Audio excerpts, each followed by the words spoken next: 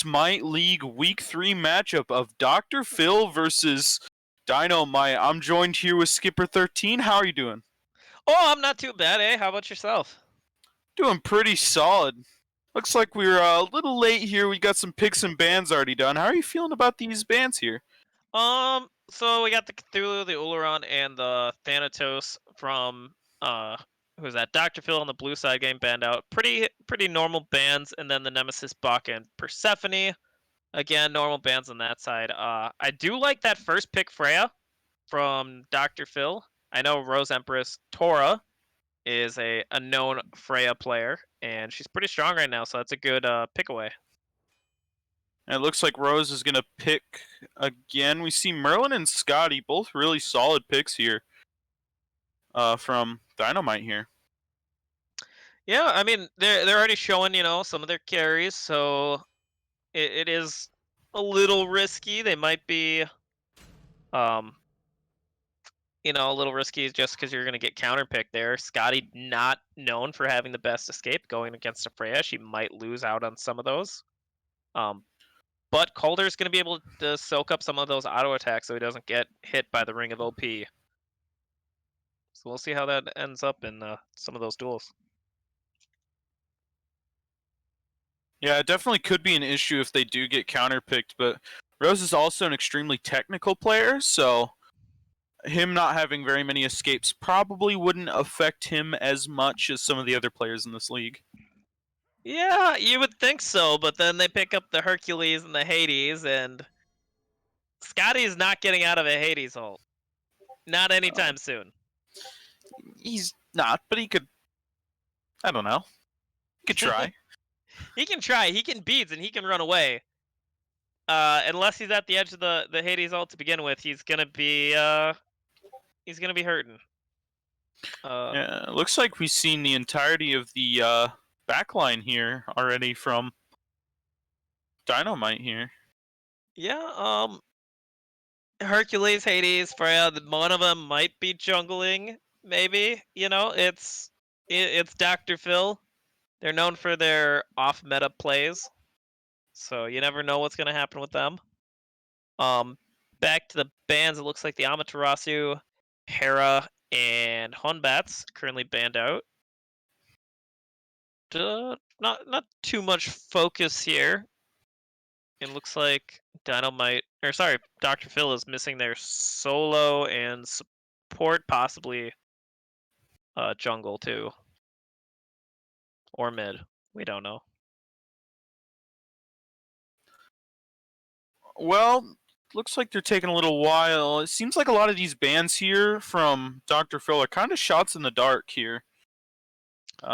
Seems like they're just banning a lot of random stuff, especially with that Dusa ban. That's Kali. Kali. Close enough.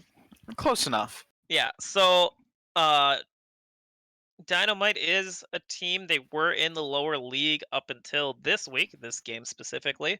They got promoted. They got a couple new players. It's Hunter and Zero Easy does it, being their new jungler and solo laner. So, Dr. Phil doesn't have a whole lot of information to go on, but the Chang'e pick probably going in that solo lane. Looks like they're not going to have a very incredible front line here. Seems like they're hoping a lot on that back line, being able to put in some work. So we'll have to see how they do, but I'm a little worried about their team composition right now. Yeah, and with Dr. Phil having a pretty tanky team to begin with, but you never know. Chang'e, I mean, not Dr. Phil, sorry, Dino-Might could be pulling an atrocity and bringing Chang'e in the jungle. It's been done before by the best team in the league. It could be done again. Don't flatter yourself. You're going to be 3-1 next week. I mean, I don't even know who we play. You guys keep saying that, but I think that Osiris is probably going to go into the solo lane instead. yep, that's a Chang'e jungle. The atrocity. No, are they gonna trade more? Hunter is the jungler, and Zero is the solo laner. It is an Osiris jungle. Interesting. Um, We'll see. We'll see how that goes. I have not personally seen Osiris in the jungle all that much. Um, so yeah, that's a thing. Otherwise, for Dr. Phil, yeah, it's gonna be a Ravana jungle on the Noah. Banter is the solo laner with Hercules. No, is Banter is their support now? This team is like horrible to get track of. So yeah, apparently Banter's their support, so it's a Hercules support and a Hades solo. Um, it's supposed to be, according to the rules, they're supposed to have their set positions for game one, but they're not following that because apparently Tobias or who is this user is supposed to be mid, but Skills is mid, and I don't know. Or we're just gonna blame Jay for not keeping the rosters up to date, which I think is probably the best idea. Well, we'll find out as soon as we get into this game here. Hopefully we'll have a close and interesting one here.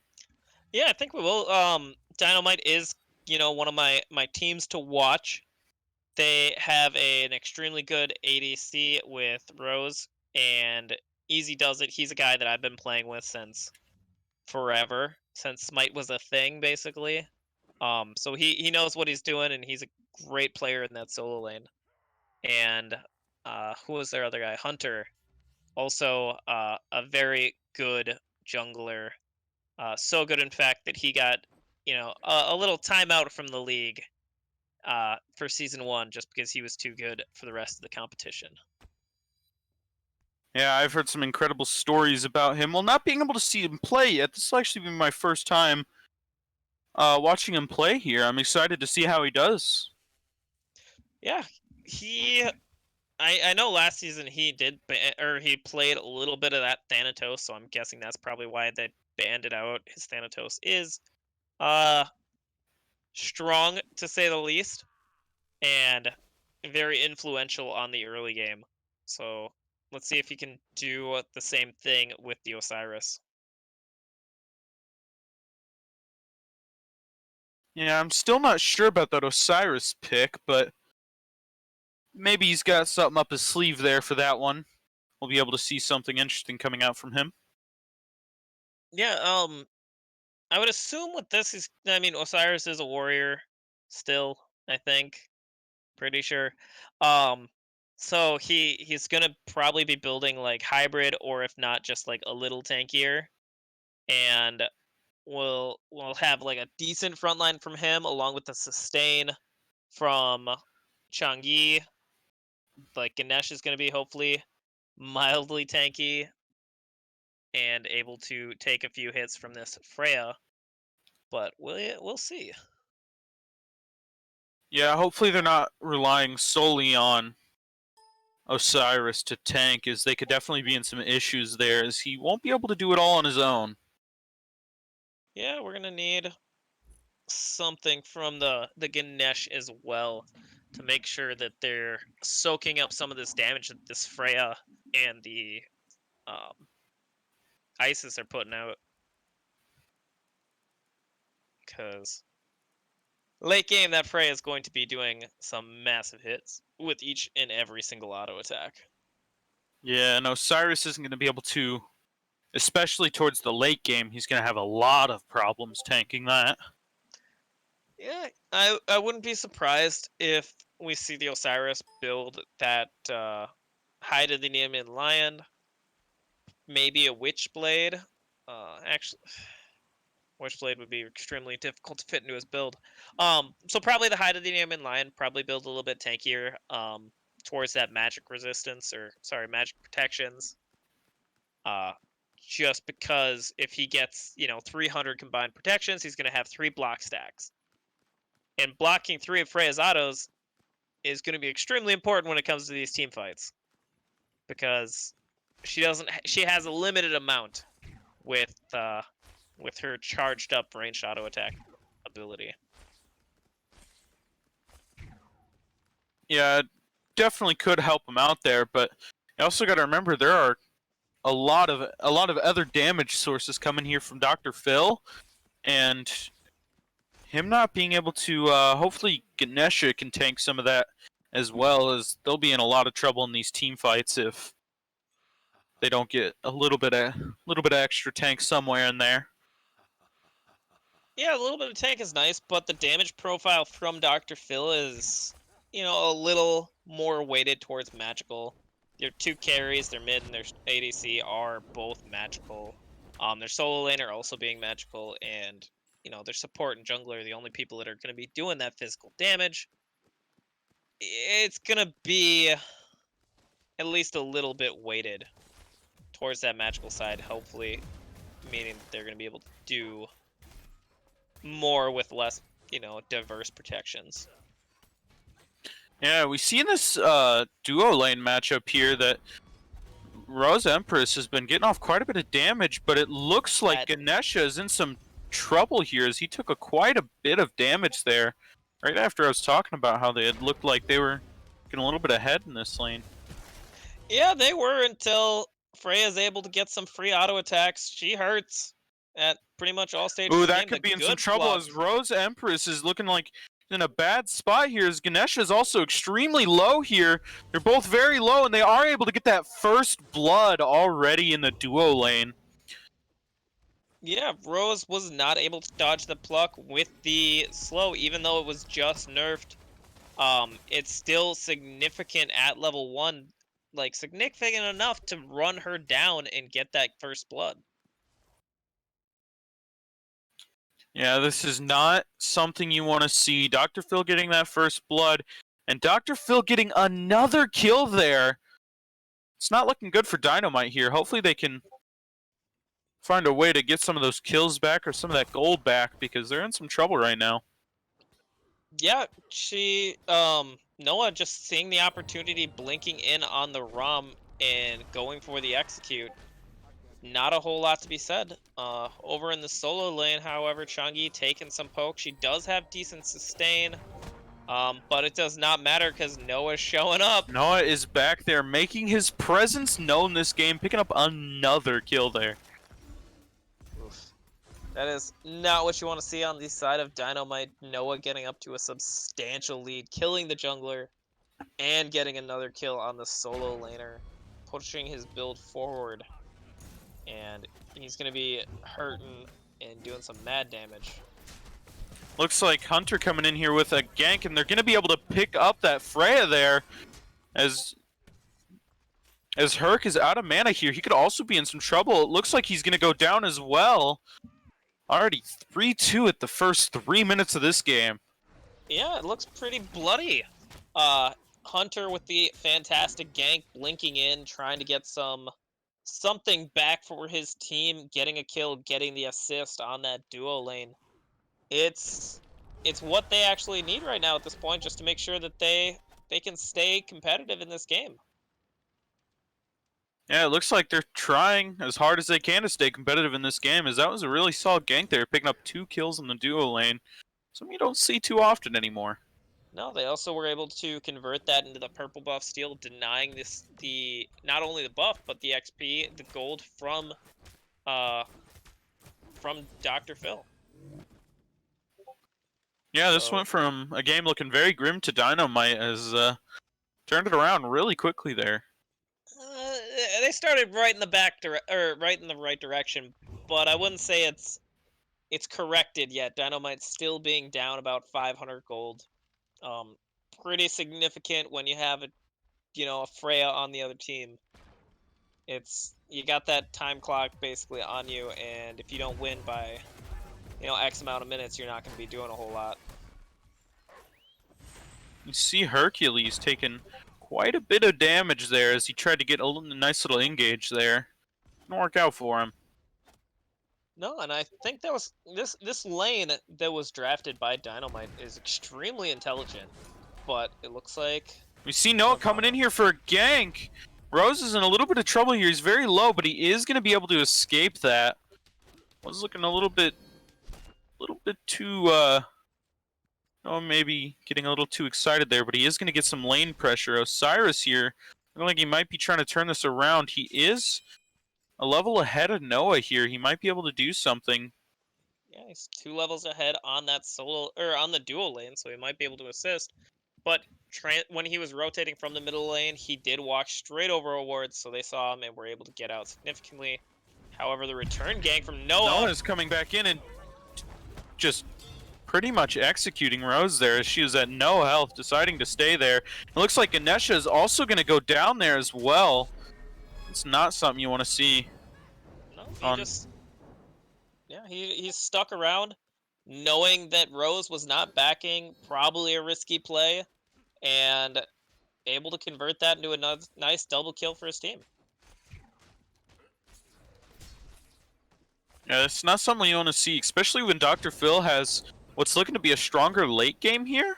Them getting ahead in the early game is pretty bad for Dino-Might. They're going to have to turn this around quickly if they want to have a shot at winning this game. Yeah, I did like the draft, though, from Dino-Might, looking at it now for this dual lane. Scotty with Calder is going to be able to deny some of these auto attacks from Freya. Oh, and we could see Hunter in some trouble here as he's getting collapsed upon. He's very tanky, though. He's not taking much damage sitting in the middle of all three of them. There's Ganesha coming around to help. Merlin also putting in some damage there. Able to get Hunter out of there without too much loss from Dino-Might there. Yeah, no ults used yet, but it looks like... Oh, the good pluck. Ganesha trying to pick up a kill there, but getting plucked right out. Ooh, and we do see... Remember a Dino-Might going down there. It looked like he was a little too greedy there, trying to get back into that fight when he probably should have just left. Yep, rotation from those solo lanes at this point in the game, unless Changi can hit, a multiple man ult, the Hades ult's going to do a lot more. Provide more damage, provide more CC, set your team up for those easy skill shots.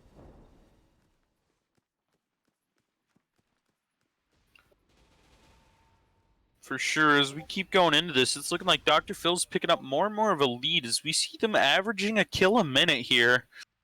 It's an absolute bloodbath here. Yeah, and they're going back, stealing that red buff. That is what you want to see, grabbing these objectives since you're not... Oh, Freya almost picking up that solo kill. Freya almost picking up that kill. Rose in a little bit of trouble here, still staying. He's got to back here. There's no way he can contend. Yeah, he has to back there. It's not... He keeps getting really low here as... Looks like he's just getting a little bit outclassed here. Yeah, it's... I mean, Freya's one of the... We do see a nice dive from Osiris there. Fantastic play. Fantastic play from him there. As Noah going in on Ganesha, but Osiris there as well. Osiris is pretty low, though. Noah might be able to pick him up, but Hunter picking up a triple kill there. Unofficially. You gotta do it. Yeah, that's a great play. It looks like Ganesh was able to help out there, and they were able to pick up a nice advantage. We'll see if this can hopefully right some wrongs. Dino-Might is now ahead in gold by just a slight bit. Looks like they're going for the oracles over there. I would not expect them to go for Gold Fury just yet. But they're back on this map off the back of Hunter, and let's see if they can keep this steam rolling. Yeah, Hunter putting on a phenomenal performance here, having 100% kill participation here, showing that he really is really is what he's talked about. Yeah, he's he was one of the best junglers in Season 1, and this season he's finally back on a team after waiting for so long. I think he wants to show everyone that he is, even though he took some time off, he's still ready to play, and he's going to be able to perform at all times. And what a performance he's given us here. Looks like both teams kind of floating around here, not really knowing exactly what they want to do. Kind of moving around the map, trying to get something started. Looks like a little bit of a fight's going on in that solo lane. You might see Kiwi getting in some trouble here, but looks like he is able to back off, make Easy back off there. But yeah. Easy is going to go for this totem here. I mean, again, the draft from Dino-Might was extremely intelligent for that dual lane. The Oh, and Okay. he picks up the Okay. solo kill there. Yeah. So, like I was trying to say, the dual lane is fantastic. If Banter tries to go and get some Hercules plays off, okay. Again, another nice kill. I think. We might not Chalk- have much room to talk about the draft and some of the We other don't! stuff, as this is a bloodbath of a game here. As soon as I start trying to talk about the draft and how much I liked it from Dino-Might, they're like, no, no, no, no, we're gonna get another kill here. But it looks like Easy Does It was able to pick up a tower over there in that in the solo lane. Noah stalking for another kill onto Scotty. His ult is up. He's going to be able to get a good stun if he needs to, but the stun Ooh, is and it down. looks like his stun is down. He's just gonna come in there and clean up that kill there, as Rose has been getting kind of messed up by Noah here.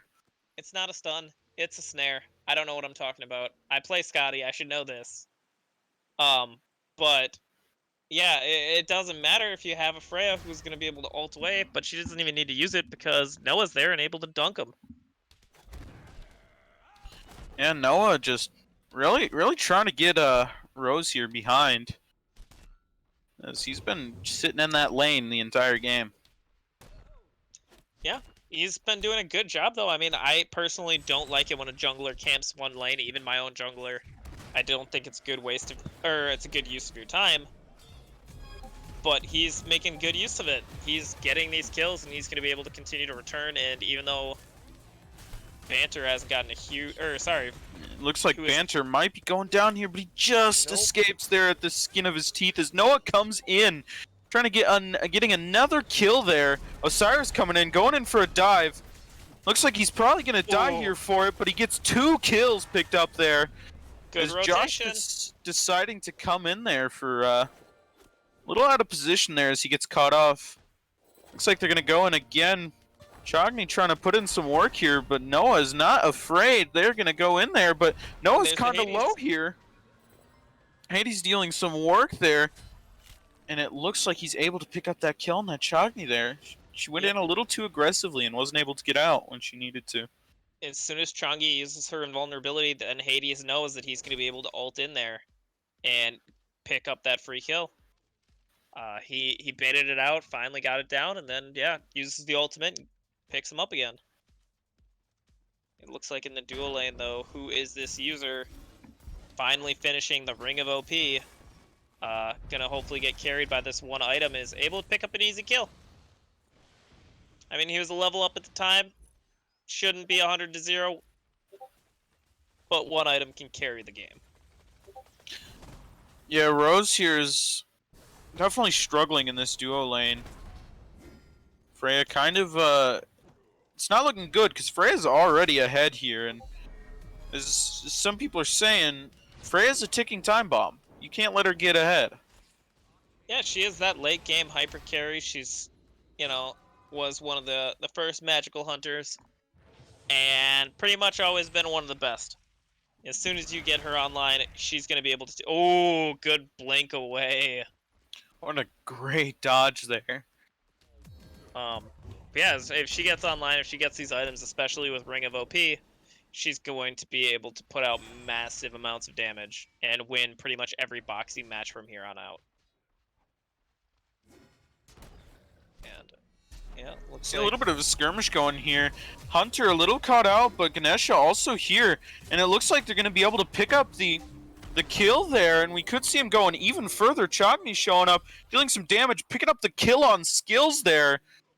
Really solid fight from Dino-Might. A 1 for 2 there. Really nice for him. Yep, but Hades is here. Hades has his ultimate. He has their ultimate. Chogny doing a little bit of work. Ganesha kind of trapped in there. Ganesha pretty low. Chogny also low. Does get picked up. Noah going in. Looks like Ganesha's too low to get out of there. Just barely not able to escape there as Noah's right on top of her. Yep, Freya with the good rotation. Scotty not able to respond since she is 3 levels down. And Freya able to pick up the easy double kill. And I think they're going to just run it down to Gold Fury. At this point, Freya has more than enough lifesteal to tank this up. But I guess that is support life. Solo life, and he's going to have to take it for a while. Well, you got it. you know, I mean, you gotta make him tank it for a little bit at least. Yeah. Oh, Although they it dropped looks it. like they dropped it a little bit. Ooh, Dr. Phil Ooh. barely securing that. Scotty almost able to get in there and steal it. Yeah. But oh, Oh, Skills picking up a kill there. yeah, it looks like Merlin went up a little bit too aggressive, going towards the blue side of the map, trying to get some steal threat off on that Gold Fury, but it was not enough. Oh, we see Ganesha getting picked up a little bit there. Putting in a bad spot. Noah's here. He might be able to capitalize. Ganesha about half health here. It looks like he's going to be fine, though, on his way out. He is pretty beefy right now. So I was under the assumption that Hunter was going to be going some, like, at the very least, a hybrid build. Like, getting some tank in there, and he's like, nah, I'm gonna get the Golden Blade, I'm gonna get my attack speed boots, I'm gonna go with the Aussie, and what I assume is the Atlantis bow. He's pulling no punches as he's trying to swing much more than his opponent can. As I think he's at the point in this game where he feels like he should be the main carry here. As he's building all damage here. Oof, and Noah getting another good gank off into that solo lane.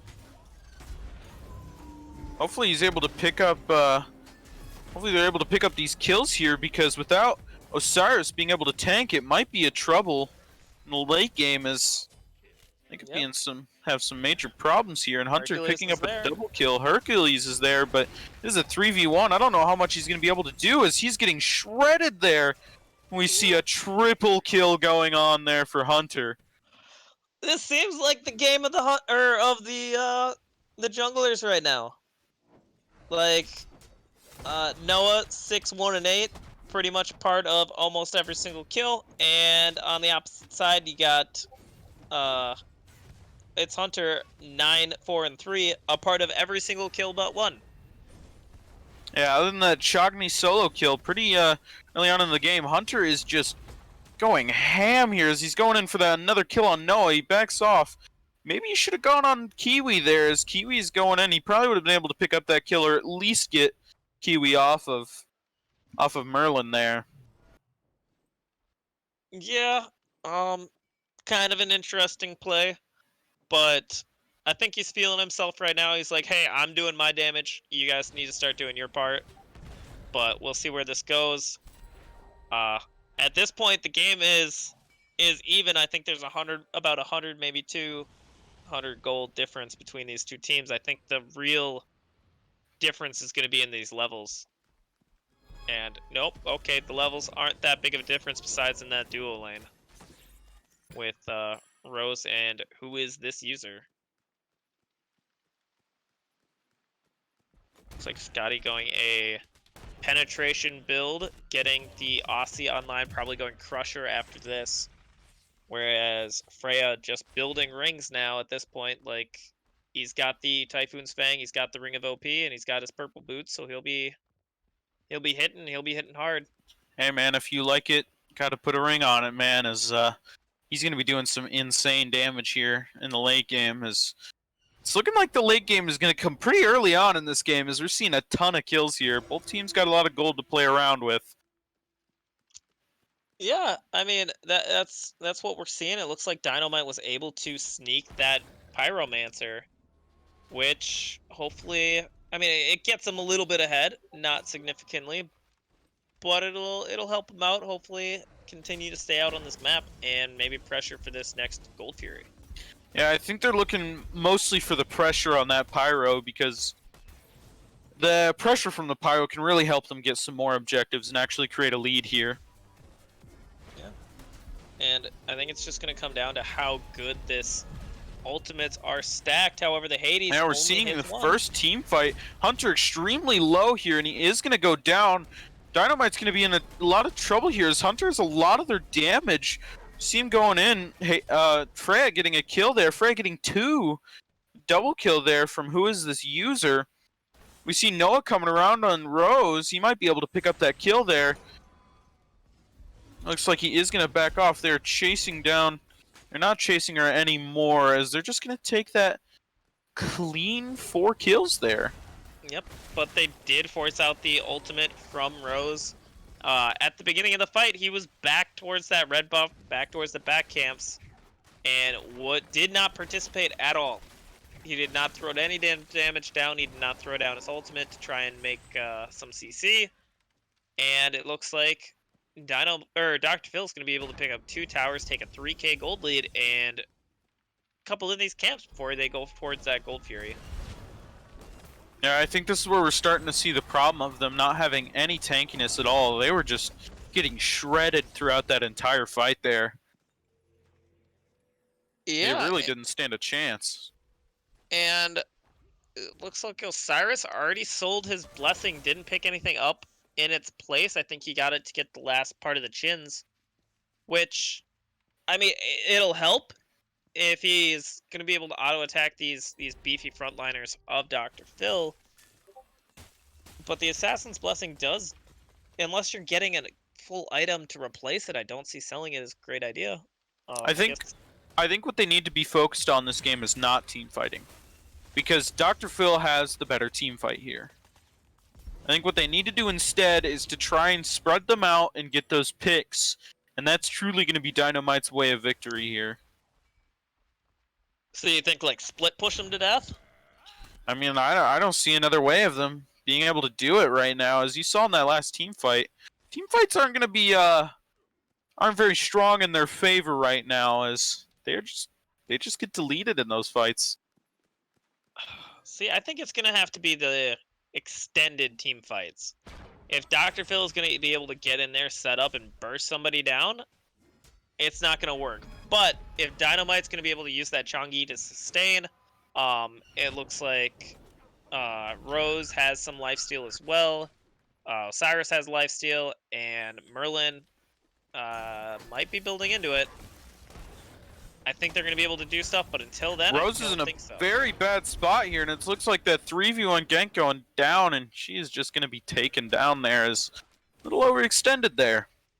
Yeah, he was able to grab that tower, but I don't see it worth being your life. But it doesn't look like Dr. Phil's going to take anything up to actually respond to it. I don't think they're going to go for that Fire Giant, but they are going on a 3-man gank here on Osiris. It's like a whole team rotation. Hunter not fearful at all as he's trying to just put in some damage. Charney comes in helping him. It looks like a 1-for-1 trade here. Ganesha going in, but maybe not the best idea because Noah's there as well. Yeah, Kiwi extremely low. Chogni going down. Looks like Ganesha's in a bad spot here as who is this user comes around and picks up that kill, dealing a ton of damage here. They should be going for that Fire Giant right about now. You would hope so. But it looked like Motorola's completely whiffed that Ganesh ult. It's a big old box, and he put it behind him, and Dr. Phil was like, that's great. We're going forward. We don't need this to go behind us. Like, they don't have a reverse key here. And they're able to pick up that Fire Giant at 23 minutes into this game. Yeah, it also might not have been the best fight there, as Noah was already on his way around, and they had the wards to know that he was on his way there. Maybe they shouldn't have taken that fight at all. Yeah, I mean, they did get out-rotated by Dr. Phil. Again, Rose Empress Tora not there, able to help out for the team fight. So, I mean, he is down. He is behind at this point by like I would say half an item. But that is significant damage that they are missing from their ADC, who could be helping shred some of these big tanky guys. Yeah, at this point, what they need is they need those tanky guys out of the question, because they really aren't able to. They really aren't able to deal with them right now without him being there, and so it's a little bit of a struggle in these team fights as Dino-Might is getting shredded, but Dr. Phil is really keeping those tanky pieces there, and they're not able to. When those tanky pieces are there, the backline's able to stay nice and comfortable. Rose caught. Rose is caught out. I mean, it does not matter. It does not matter. Even if he gets this kill at most, it's a 1-for-1. This is the second time he's getting caught out. Looks like the whole team was going to rotate on that one, so they go and pick up the Pyromancer. As Hunter going in to try and split on this Phoenix here. I mean, that's gotta be. You said split push. They're listening. Yeah, I mean, he took he's taking a ton of damage here. It looks like he's going to give up his life to get that Phoenix there. I don't think that's the worst trade from him there. I think him grabbing that Phoenix makes it to where even if Dr. Phil picks up this Phoenix here, it isn't too much of a big deal, but if they're able to defend this Phoenix here, then it'll be a big deal. Yeah, if they're gonna be able to defend, and it looks like Rose is Rose is still dead, so I mean the Fire Giant's there, but it does not matter. Ganesh dying before he can even get to his dash target. Ooh, the good blink away. Josh just evading them on Merlin there, as Rose is about to respawn, but they won't be able to defend this Phoenix here. What I'm more worried about is, will they even be able to defend this Titan here, as Tobias is getting knocked out, but so is Rose here. I think the health bars are too small, or too little, too low to actually go for the Phoenix. However, they might, the Titan, or another Phoenix, but I think they might go for that Gold Fury and be able to secure that, another permanent buff for their team. But it looks like the call is just to go back to base and reset. Maybe push out that solo lane a little bit to make sure that they do not get minions on their Titan. That is never something you want to see, especially with a team that is, at this point, committed to split pushing them to death. Yeah, at this point, Dino-Might has to completely avoid fights, as they have just not even shown the potential to win even a single fight, so they've really just got to avoid the fights and maybe try and get a sneaky win here or there, a sneaky split push there, but it's not looking good for them. Well, I don't think they're going to be able to get a sneaky split push win. They're not going to be able to do enough damage to that Titan. However, they are, again, sneakily split pushing that Primal Fury down and able to secure that. If they're able to sneaky split push another Phoenix, that might be another issue, but I don't think they're just going to get the full Titan. Yeah, I don't think they'll be able to fully win the game off of it, but hopefully they can get a little bit of a few leads here, as they're looks like they're not going to be able to respond to this tower on the right lane here getting taken, as no one's really in position to defend it right now. No one's in position to defend it, but they don't have the Fire Giant. They're taking a significant amount of damage and a lot of time to looks like they just hit it. Slightly defend it there, and we see a little bit of engage coming in here. We could see a little bit of trouble as Hunter picks up a kill there. Yeah, Hunter going in for another kill. Hades. Hades coming in finally to this fight. Hunter picking up another kill, turning on that Hades. He is dealing a ton of damage here. Noah picking up a kill as well, but he is in some trouble here. Run it down. Run it down. They got it. Oh my God! So what I was gonna say is that Dino-Might needs to be able to finally pick up a team fight. Like, they're at some point during this game, they're gonna have to win a team fight to win the game. And there it is. That's an incredible team fight win. Dr. Phil's going to be dead for quite a while. I don't know if Hercules is going to be able to stunt them off this win here. They have the minions coming. I don't. Yeah, like you said, I don't think they're going to have the minions to do anything, and they're going to run it down, and I think they're going to try and end it. That was incredible. I don't know what the plan was for Dr. Phil there. They literally just got caught out and lost the entire game off of one team fight. Dino-Might stole that game. That was complete highway robbery. That is not a game that Dr. Phil should have lost. Dino-Might coming in clutch there at the very end of the game. Hunter making an incredible team fight there as well. That was a phenomenal fight there. That was a steal of a game. That was more than a steal. That was literally highway freaking robbery. That was absolutely insane. There's no way they should have won that game at that point. But they just turned it on, and they're just like, okay, cool, you're gonna throw this fight, we're gonna just take the game. It doesn't matter. And they did it. Alright, but with game one being done, I'm going to be passing the torch over to Lucio. Lucio, you can take it over for cast of game 2 and 3. Enjoy. I will try my best to enjoy. I gotta see Rose do better, though. I'll talk crap to him. He's my buddy. I brought him to this league. He needs to do better. I'm hoping I can see a little bit of a better performance from him. As that game, he kind of got a little outclassed there by who is this user. I mean, I don't know if it's out. Look, I have a simple mentality, a simple philosophy that I live by. Ban Freya, and I preach that everybody should follow this philosophy because ban Freya, because you can't outtrade Freya. You just can't. Like your choices as an ADC and Freya's on the other side is to avoid every single fight, and so that's why ban Freya. I mean, I don't know. Like Rose definitely got outclassed in the sense that he just didn't know. I think he's so used to playing Freya that he's not used to playing against Freya because you just can't fight her.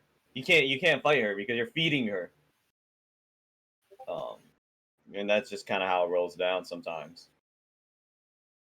Yeah, I mean, I definitely agree with that there. Hopefully they might learn their lesson. If they don't have first pick here, you got to get rid of that Freya, even if he wants it badly. Yeah, speaking about picks and bans, we're going straight in it pretty soon. Look at that, boom. Oh, we looks like we missed some of the bans here. It must have been quick, as Yeah, looks we like get. Go ahead. looks like this time Dr. Phil decided to ban Freya instead. Good. Everybody should be in the ban Freya bandwagon.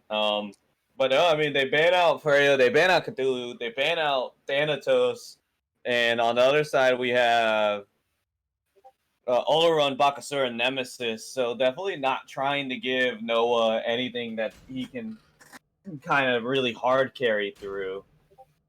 And so currently what we have in picks is Heimdallr, Merlin versus Hades, Rom, Isis. Now Heimdallr is somebody who's kind of fallen off in favor. Like still a good god, good ADC, kind of just fallen off in terms of like popularity.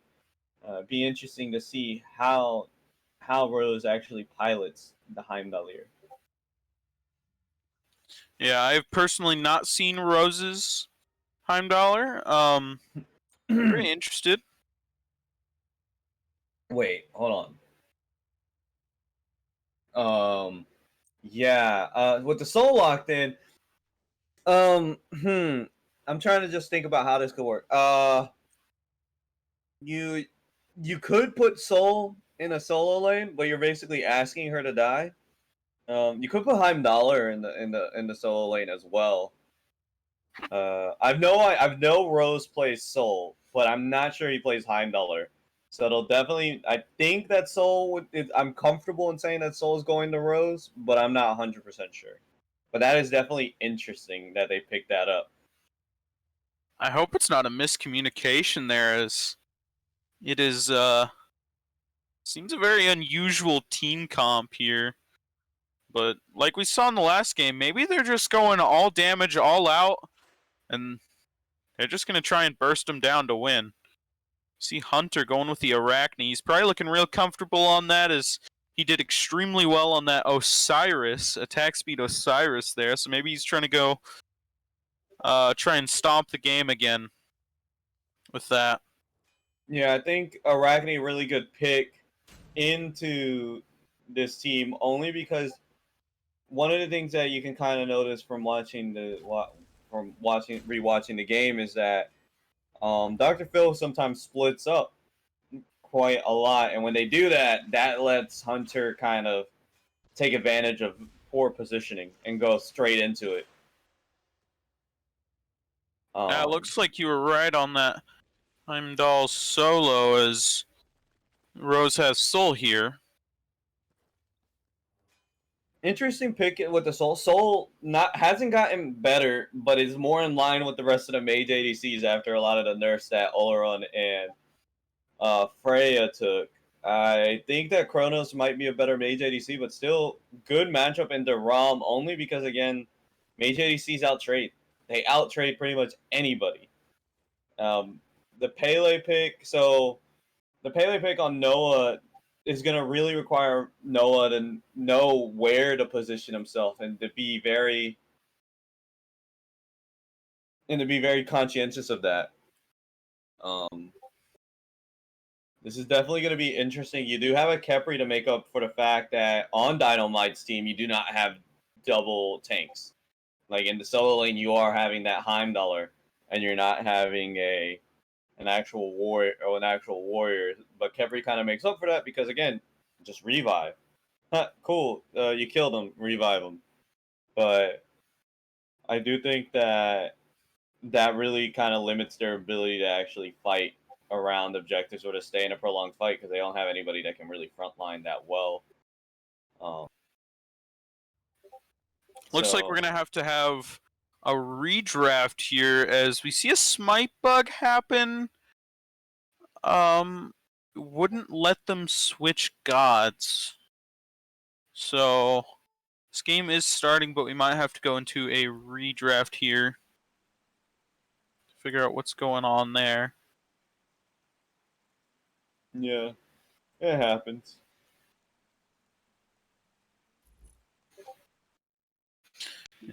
Smite is pretty well known for being a little bit of a buggy game, but it shouldn't be too much of an issue, as hopefully they can just go and draft real quickly here. Yeah, I mean, blind pick draft. It should be. It's whether or not the spectator client decides to catch up. That's the big. That's a big difference. Not the blind pick should be relatively quick. Yeah, the spectator client sometimes a little buggy. We did switch to low spectator delay, so that does reduce some of the bugs there, but we could still see some, as we just saw a smite bug here. So hopefully we can get into this game, no issues, no problems here, and we can get right back into this game. For sure. I mean, but no, talking about the draft from what we saw, again, like one of the things that Dynamite's going to have to be very conscientious of is that they have no. It's just Khepri. You know, you're just throwing Khepri in there, and you have to decide whether or not Khepri is going to be in the back or in the front in terms of who he's really trying to peel for. Is he trying to peel or is he trying to initiate? And so that's going to be really tough. It'll be interesting to see how they work the Heim into that. Like, what the game plan is, because I assume with a draft like that you're coming in with a game plan and hopefully it's not just one dude being like, hey, I'm gonna play this and yeah, good luck. Well, hopefully they do have a game plan, but maybe they'll be able to pull off something like last game where they just stole that victory away from Dr. Phil here. I'm not even sure if they stole it. I feel like Dr. Phil just kind of gave it away. Like they wrapped it up in a nice bow and said, here you go, enjoy it. And it's unfortunate that's the way it went down, but that's the way it felt from a spectator's point of view as I was watching the stream. It was less of, I don't even know if Dino-Might even did anything spectacular in terms of like they made a godlike play. It was more just Dr. Phil made a misplay and it really hurt them a lot.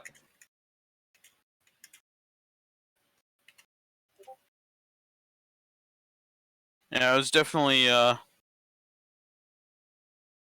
hurt them there. They did make a slight mistake there, and it just happened to bite them really hard.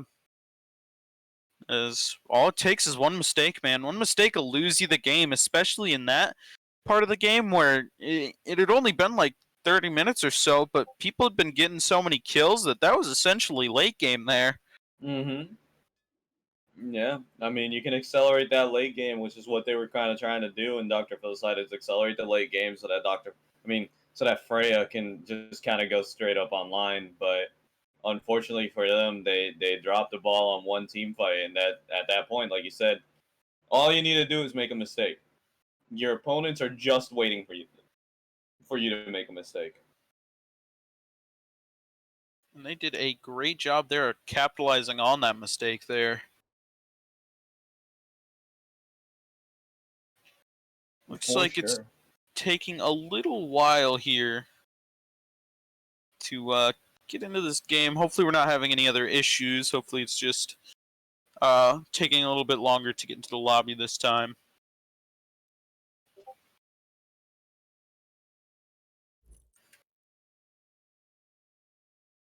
It just always takes a little bit. Takes a little bit of time. Takes a little bit of patience. You just get to breathe and relax and talk about life. Talk about life's decisions, life's problems. We can contemplate why we exist, why we play a game of gods that we once worshipped. I don't know, man. I don't know. Gotta get real deep. Maybe one day we'll find out, but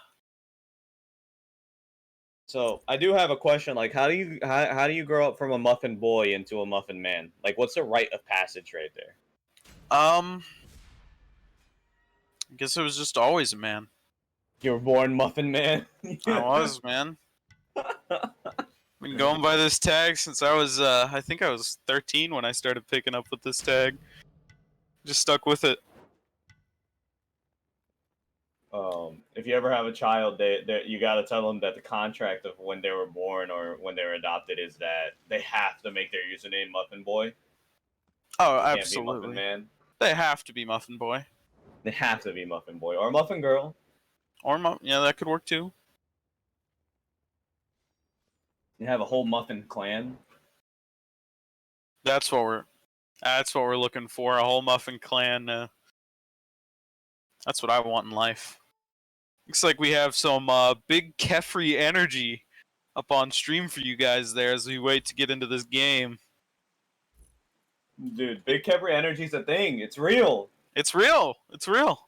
If you look at our little while ago, we made a Smite support tier list with big Kefri energy as the number 1. Yeah, I mean, look. All I'm saying is that if we went back in the stats, and honestly, I'm not gonna lie, I'm kind of disappointed right now. Where are the stats for the Kefri win rate? Like, 'cause it has to be 100. Has to be. Has to be. It might be 110 because the extra energy you get from playing Kefri. If somehow Kefri lost, it had to be 110 so that it can balance out to 100. Pretty much. I mean, if Kefri lost, it's because they played Morgan and they had a different Kefri. That's true. I didn't think about that. That's the only way to counter Kefri these days, is to pick Morgan and play Kefri yourself. Yeah, play Kefri yourself? Exactly. Oh, man. Are you excited about the Loki rework? We're getting a Loki rework. I'm excited. I'm hyped. I know there are some members of this community. Rob is not too hyped. Some people aren't as hyped, but I'm very hyped about it. I'm super hyped. And so it looks like we are finally into the game.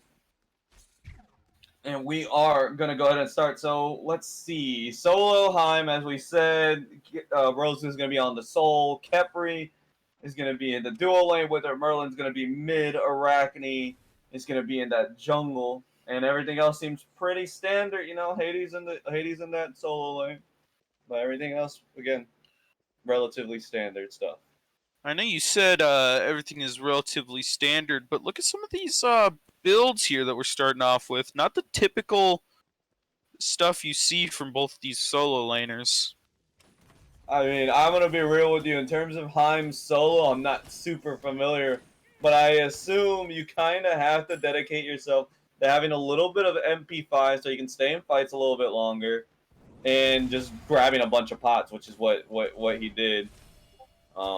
And then Hades is really looking to double down on the fact that, hey, look, even if you do hurt me, I'm not dying. Which I think is another good thing to kind of hold yourself to. Yeah, that is fair. Both of these aren't the most usual solo picks. We see Rose here getting kind of low here. He could be in some trouble as Who's This User is dealing quite a bit of damage on him and Kefri there.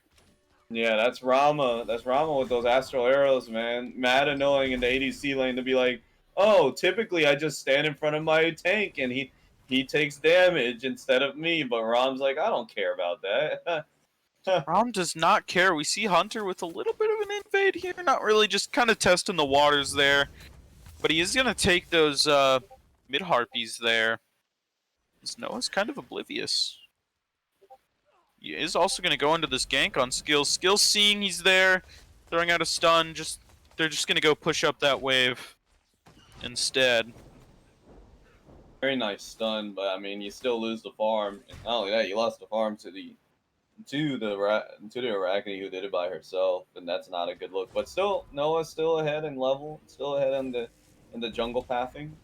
So not too bad. Already in this dual lane, already putting down some pressure. But I mean, Soul and Kemper still sitting at full health, not full mana though.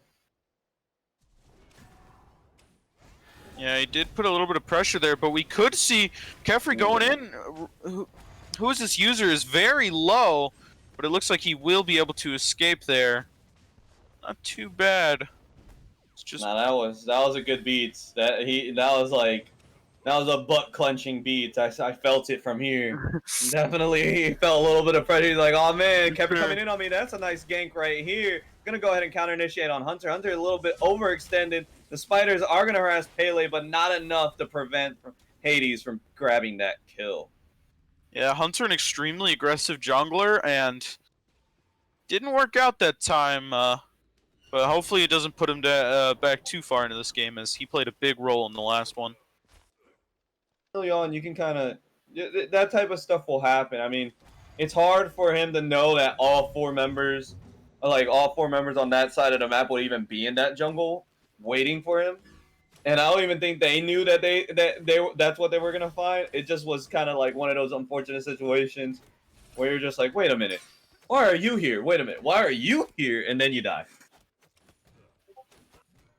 Yeah, it was just kind of unfortunate how all three of them happened to be there when he was just trying to go in for an invade.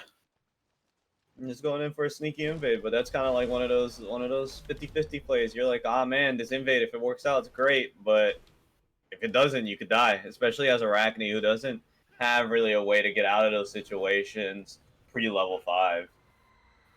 I honestly wouldn't be surprised if Dr. Phil expected it, considering he tried to do the same thing on the other side of the map. Wonder if they had already planned out for it and tried to catch him out there. It would be. I don't put it past him. We have some big brain players on Dr. Phil, though. We do.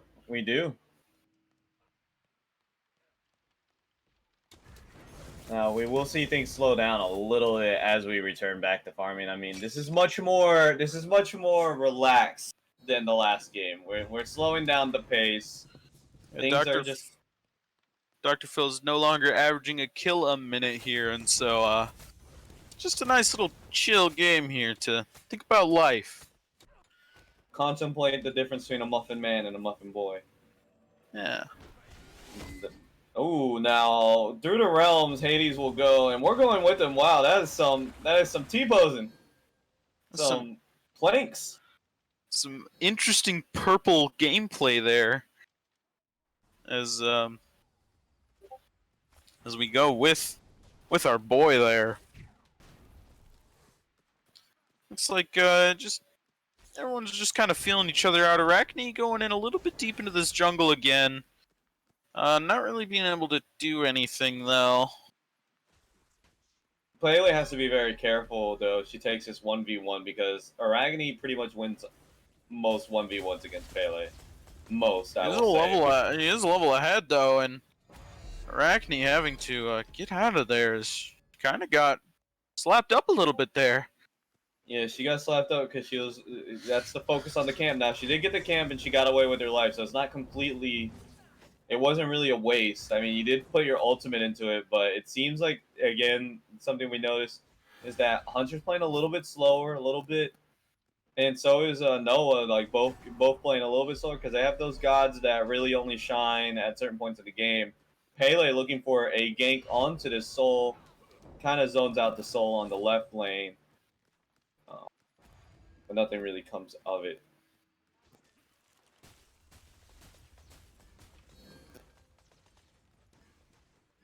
Yeah, not too much really going around here. A 1-0 game still at this point, and I don't it think looks it's like gonna it be a might be 1-0. a 2-0 game here real quick as they're able to pick up a kill on Motorola's there. Yeah, and that's just a question of why was he there? Yeah. Like, you're Kepri, I mean, you don't have that good of an escape, and you get locked down really fast if they can find you. So, not sure why he was pathing that type of way through the left jungle. Now, we do see some aggression again in the left side. Soul going to go ahead and pick up a kill on Noah. Noah maybe aggressed a little bit too hard. Going to go ahead and clear this wave as well. Arachne is here, and so who is this user has to be very, very careful. He has to be careful, but we also see that Fafnir might be going into a little bit of trouble here as Arachne is there. So is Motorola's. Arachne kind of backing off there. Not exactly sure why. Rose is a little bit of trouble here. He's pretty low. Yeah, but a good use of the separate just basically means I'll take your poke. I'll try to poke a little bit, and then I'll back away. Slowly but surely, I will go away. Yeah, it looks like he's just going back to farm. Maybe didn't expect something going on there. But Motorola's possibly getting caught out here again. He is pretty tanky here as he's taking a lot. But at this rate, he won't be able to get back to his tower as he's taking a lot of damage. He is going to go in there and get that revive. And he might just... It looks like he's very low, but he will not get out as Rama going up there and getting that kill. But Rose is in a little bit of trouble here too if he tries to keep going. Banter coming in with a reverse engage here. Not really doing much as Rose just kind of walks away. They're going in for a dive. Noah coming in here. Noah just getting a ton of damage on Rose. Noah might also go down. No, he just barely lives there as Rose also gets killed there. Great fight by Dr. Phil. But Hunter coming in for a kill there. He just gets out with that nice escape, and Hunter might also be in some trouble here, but looks like Who's This User is actually the one in trouble here as he's very low, but they're just not going to get either of those kills. That's got to be demoralizing for Dino-Might. Oh, man. That's just... I mean, that all started again with why was Kepri positioned the way he was. Now, talking about Kepri's going to show off that big Kepri energy and secure a kill for himself. But no, I mean, like, that whole engagement started off because Kepri was pushed up in the wave, knowing that the two... that Rama and Faf were there. Like, you just can't do that. Like, they are gonna do their most to shut you down. Woo! Josh playing with fire, not trying. I was like, oh man, does he die to a red buff? No. Yeah, man. You know, sometimes they surprise you. You know, they deal some damage sometimes. So, hopefully no one dies to camps here in a league match. As I won't fault anyone though. I've done it myself. I don't think I've died to a camp. I think I've died because of a camp where I was backing and the camp hit me, and then I died after that because I didn't back. But I don't think I've died to a camp, and I think I want to keep it that way. I've also died to archers from the solo lane as well. Not the best players you can see, but it happens. Maybe not to everyone or to the best of us, but it happens. Yeah, it does happen. I mean, I don't know. I've died to archers. I have died to archers. Quite a bit as an ADC, because sometimes you really think you can get that kill, and you're right there, and you just don't. Yeah, that's exactly how mine went down. We do see a little bit of a skirmish going on here. Arachne in a spot. Josh just dodging all of those right there. Really solid from him there. Jeffrey just kind of making his presence known as well. Not too much. We see a lot of people down here at this mid lane, but we're not seeing a ton of action going down here as both teams just kind of feeling each other out. We see Rose getting engaged upon here. He deals a lot of damage here to this Rama. It looks like he's going in for this kill. Rama might be getting away here. Rose landing a few more autos and just getting that kill there just because he landed a few more autos there. A nice solo kill from Rose. You just don't out-trade mage ADCs, man. You just don't. Like, there's not a universe now. This time is going to come in, try to send Isis through the realms, but Feeds will stop that from happening. Now Hades is going to go ahead and put down a lot of AoE damage. Going to go he is in some trouble nice here. Pluck. now Arachne is here, not really doing any damage to Kiwi. Kiwi's just like, okay, cool, that's nice. Your spider is gonna go to the underworld too. Now Noah looking for Rose. I mean, he's out for blood. He's just trying to get here. Rose, very low health here. Looks like Arachne's coming in as well. Rose extremely low here. And he outplays Noah there as Arachne comes in and helps him. Just hangs on by a tiny thread there. Boy. Oh man, Rose hit it with the separate and said, peace, bro. Ring of Hecate, more of Ring of Life Stelio, because man, he was just alive because of one basic essentially. That one basic gave him just enough health to survive. And that was just perfect. That was trust. That was trust. Trust in the jungler too to make it there in time, because Rose would have been dead no matter what. If Arachne doesn't come up, he's dead. Oh yeah, Arachne also coming in on that play was very clutch.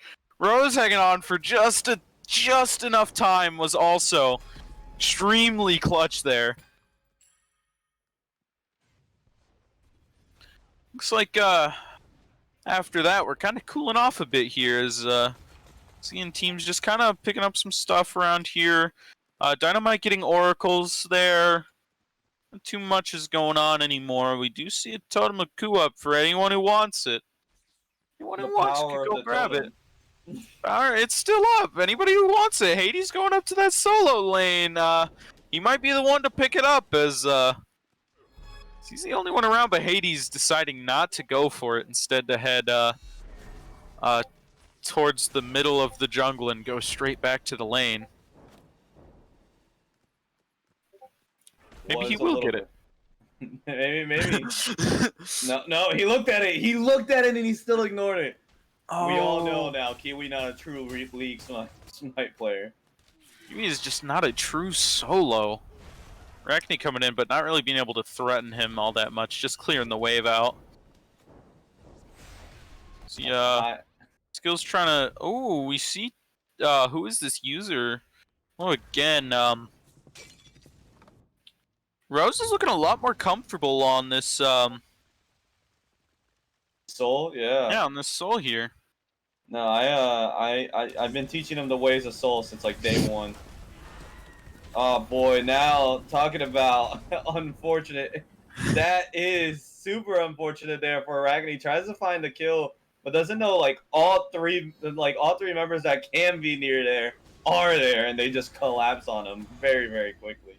Yeah, it looks like Dr. Phil adjusted their game plan to make sure that Arachne would not be able to have as much of an impact on this game, but instead Rose is doing it, and looks like we don't have enough big Kefri energy here as he goes down, and we see Josh very low. Looks like he'll be able to get out of there.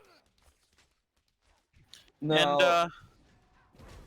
that was just, like, the problem with Arachne is that you really do need to look for picks, and you can't risk fighting any sort of team fight as Arachne, because any type of CC or disruption to your kit is absolutely devastating. Because you need to get all your basics off. You need to. Yeah, he has to be able to get those basics off, or it won't really work out for him. Maybe it looks like we might see a little bit of a skirmish go down here as Tobias only being able to hit one auto there. Looks like he's just feeling himself, man. He's dodging those autos. He's playing extremely well. Mm-hmm. Rose ready to carry this game. He ready to put his big boy pants on. Rose is ready to put his big boy pants on and show why he deserves to be in the RSL instead of the SDL here. Oh boy. But no, I mean, so far this game, it's like you said, Hunter's kind of being kind of put to the side as, like, again, you see two members of Dr. Phil trying to collapse here on his Arachne, making sure that she can split push just as well. Dino-Might picking up the Pyromancer. Dr. Phil, looks like they weren't able to really do much. But we see a lot of members of Dino-Might pretty low. Banter going in to try and get a kill there on Easy. Easy got stunned there. He might be in some trouble. He isn't able to dash away there. We see Josh also in some trouble here. Hunter kind of trying to come around and collapse on him there. Kefri pulling him away so he won't be able to do much. And Hunter not doing a ton of damage there, but we see Kefri. Kefri's also not taking much damage. It's just kind of a big old slap fight here, as no one's really actually taking that much damage. Hunter kind of missing the backline there as it happens. He beads out, and he is going to ult as well to escape that fight with his life. And that was just a tough call there. I mean, I don't know. As a Ragni, again, you don't want to take 1v3s.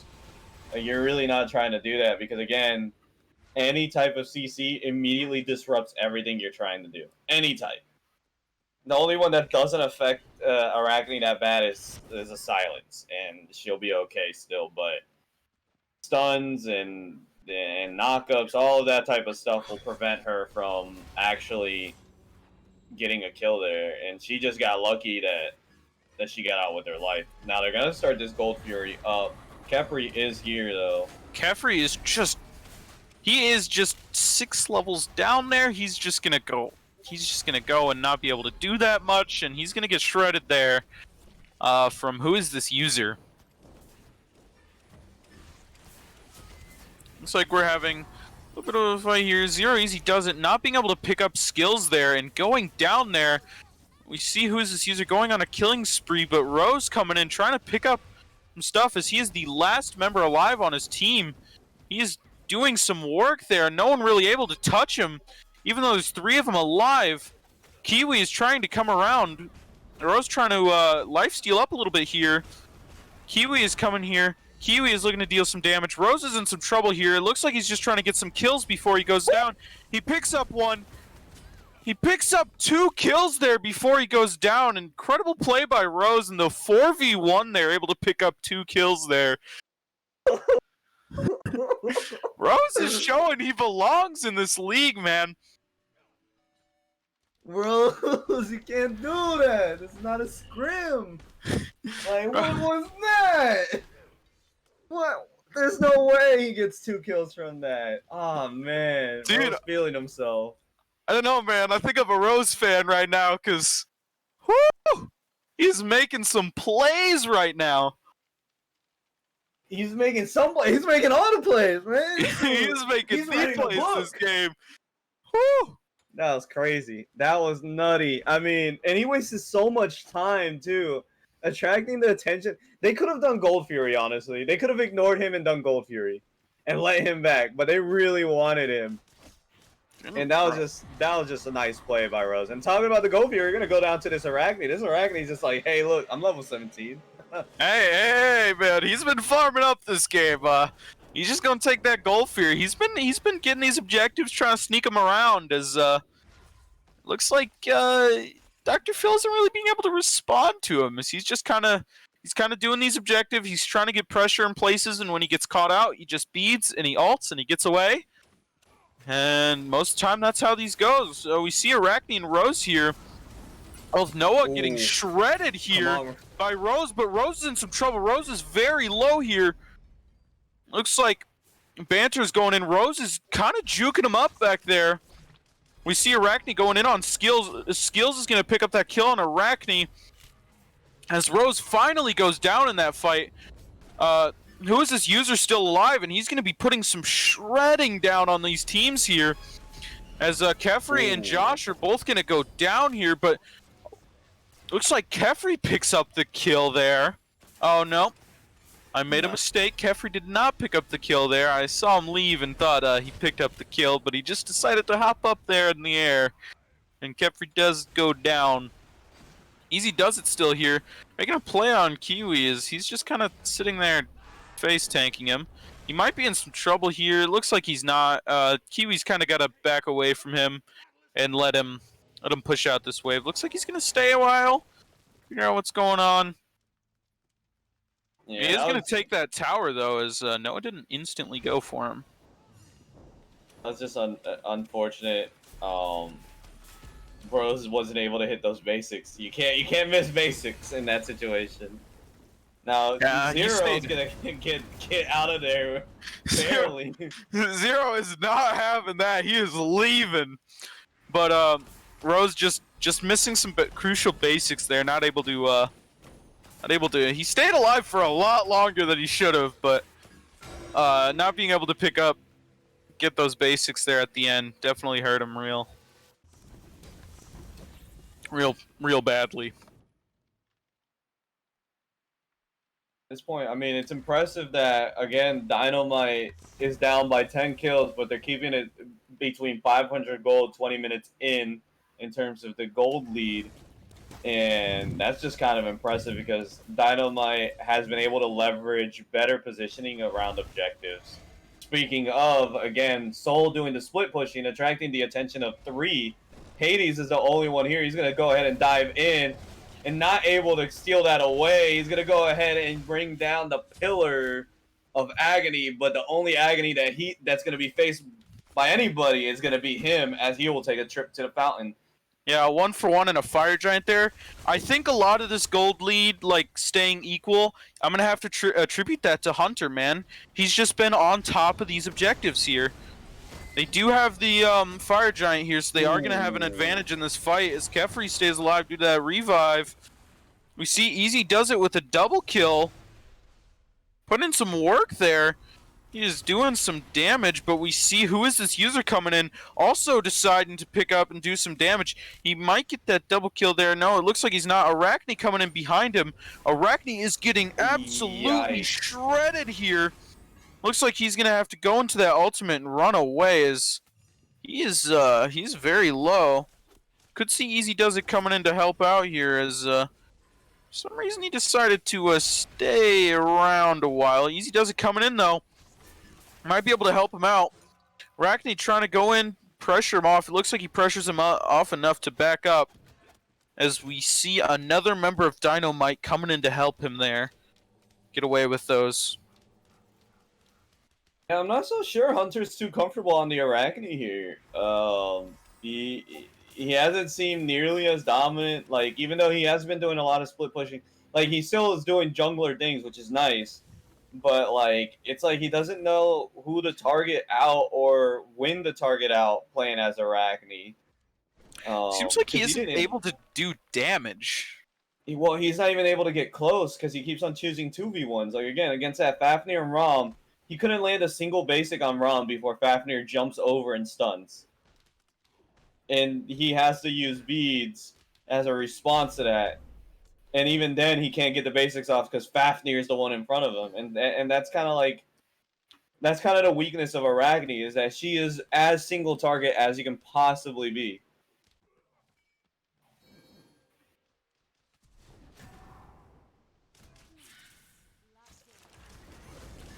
And he's doing an incredible job. Well, not an incredible job. He's got a... I'm just tripped up on my words here. I mean, he bought them time to get the left tower. He did do a good job of that. He's doing a great job of farming up the map, which is what you mentioned earlier. But at the same time, like, why even go on a Fafnir? You know, no Fafnir is going to try to fight you. Pillar of Agony did come out. Yeah. Through the Realms will come out as well. But that's an entire deicide. Clean deicide there as the entirety of Dr. Phil's alive there. Do you think they're just gonna... I think they're just gonna go and end this game here. They have 20 seconds. Yeah, they could. They definitely could. They got 20 seconds, really, until Hunter is back and until Kefri is back. I don't know Hunter if those can't stop. Hunter can't stop, and I don't know if Kefri can either. Looks like we might have a fluke here as the big Kefri energy just not working out. As looks like Dr. Phil's just gonna go rush this down, and we'll see if Hunter's able to make a play here, but it looks like he's not going to be able to, as they're just zoning him in the fountain as they are shredding this Titan here. Oh, but we do see Arachne going in, trying to do something. Arachne going back up to her web. Looks like they're just gonna go right back onto this Titan, and they will end the game here. 1-1, Dr. Phil versus Dino-Might. Yeah, 1-1 so far. I mean, honestly, who is this user really doing work out of that ADC role? Like, just holding that left click as Rom. I mean, People might say it's not that hard, but still finding the space to hold left click and not dying in the meantime is a skill. And I think who is this user is able to pull that one out for this game for sure. Yeah, he did an incredible job of only having 2 deaths there, whereas Rose, we were talking a lot about Rose. Rose was real hype, but he did have 6 deaths there, and if he was able to have a performance similar to who's this user, we might have seen Dino-Might come out with this win instead. Absolutely. I mean, that's the conversation between consistency and like Peak. Rose peak, yeah, because Rose can peak really, really high, and sometimes it sounds like it looks like this man's got like a galaxy brain.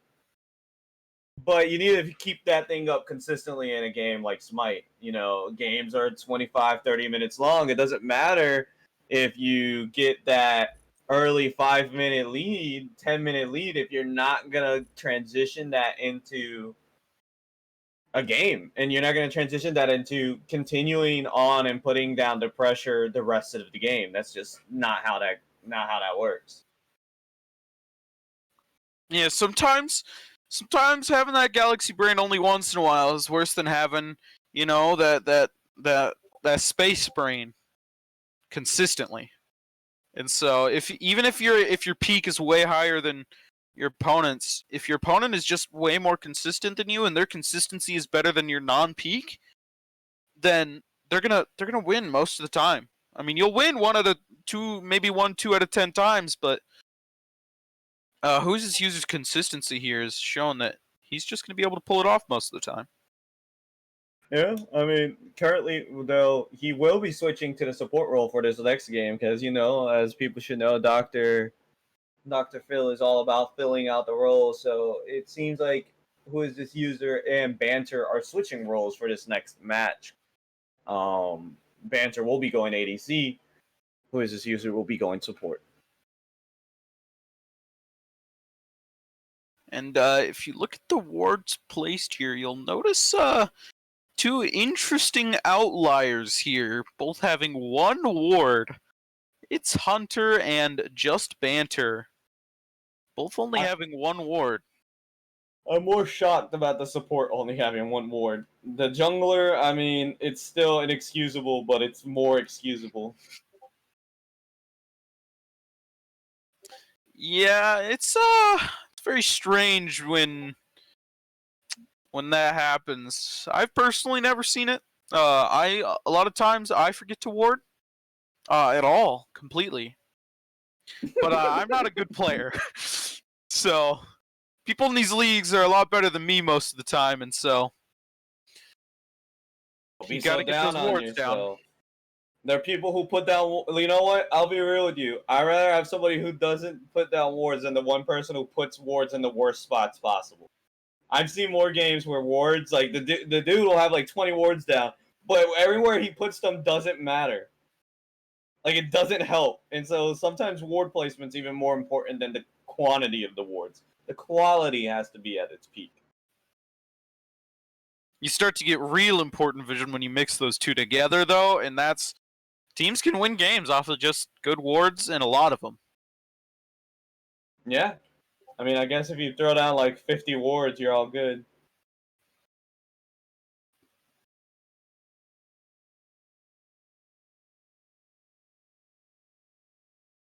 But, nah, I mean, I don't know, we're having a little bit of break in between the 2 games as they are given a little bit of time to kind of strategize and do their strategery and other smart galaxy brain things and as a response to the role swaps.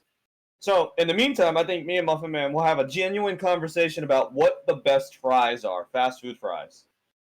Fast food fries? So, McDonald's is a strong contender.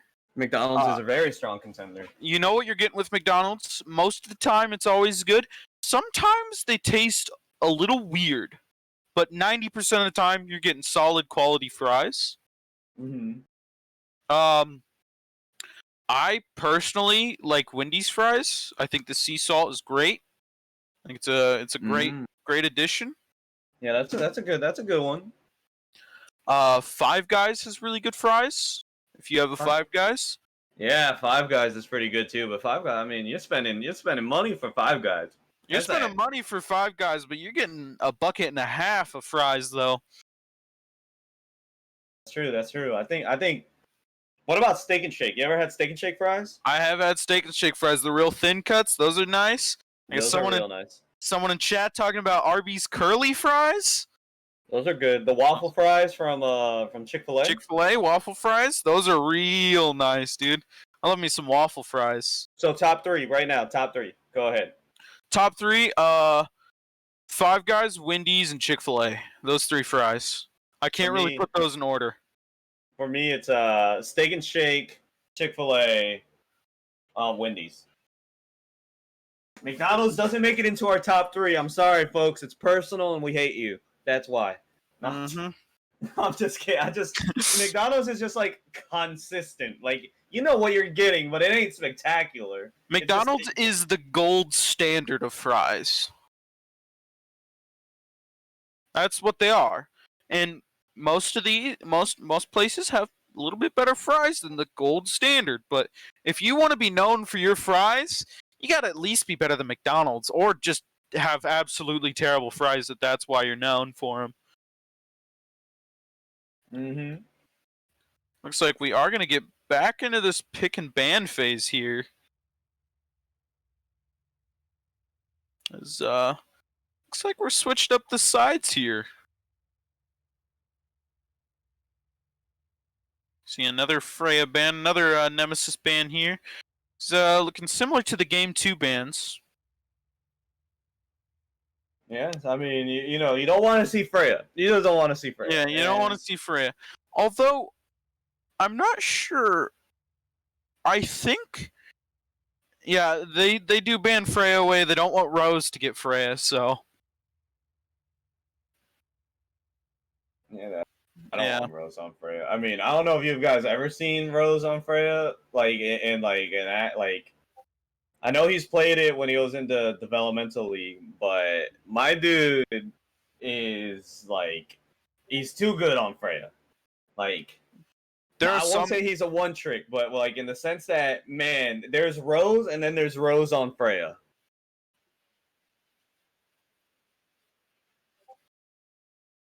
I just got told I mispronounced it. It's the development league, not the developmental. You know what? The essence of the two words is the same, and I think it flows a little bit better if it's the Smite Developmental League. You know.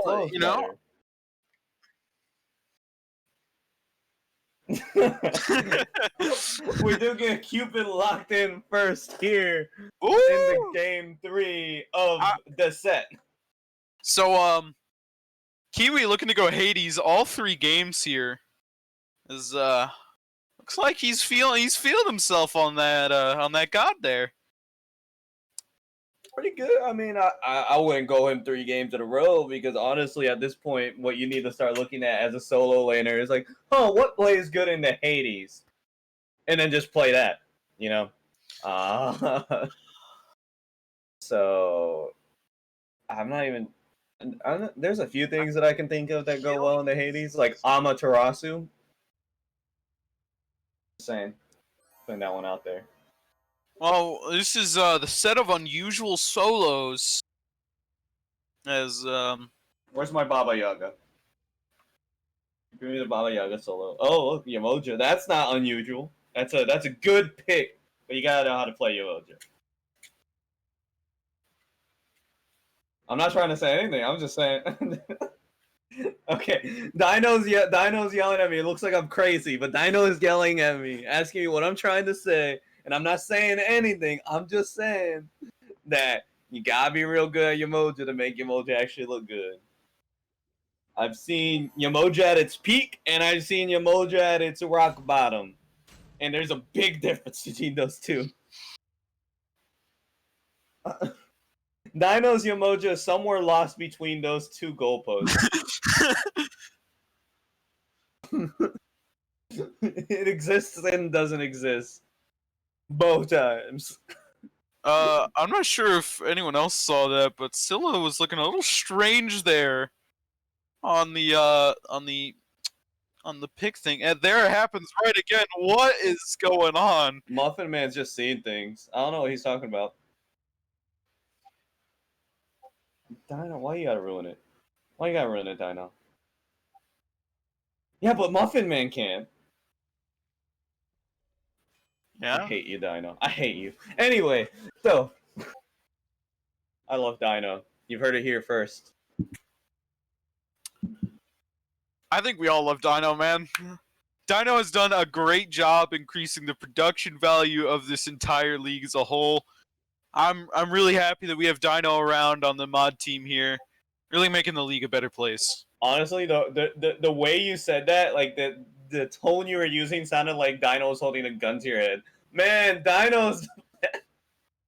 It's not a Oh, man. practice speech, I promise. Don't ever look at mod chat if you get the chance, though. They don't call him Director Dino for no reason. Well, I'm gonna get banned out.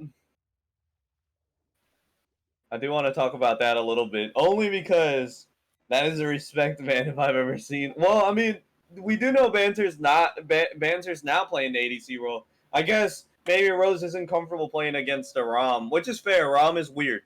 Rom makes things weird because your tank can't stand in front of you. Well, I'm not exactly sure what the role swap they did was. Banter and who is this user are switching. So who is this user will be support. Banter will be ADC. Okay. Yeah. So it looks like they ban out. They try to ban out some of those ADCs to try and give Rose an easier time on Cupid. Cupid's pretty good. I mean, honestly, Cupid even plays well on the Jing as long as you don't try to trade her when you don't have your heart bomb on. I mean, I will say, like, Jing and Freya are both kind of similar gods in the sense that you're really not trying to out trade them. You're just trying to survive, and then, like, in a team fight, you're trying to have more of an impact than they do. Pele, we're gonna run back at the Pele, run back at the Hades. Definitely be interesting. Yeah, I'm very interested to see what Hunter decides to pick here. I'm hoping that he picks something.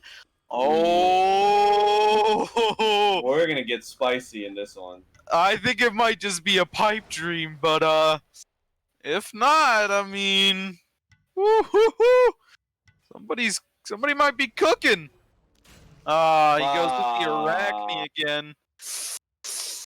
Oh, it was a pipe dream indeed. There's all this Loki hype. Get the Loki games in now before he gets reworked. That's all Honestly, I'm saying. I think if you want to see Loki, the best chance is to watch some more Dr. Phil games. They've got a few Loki players on that team.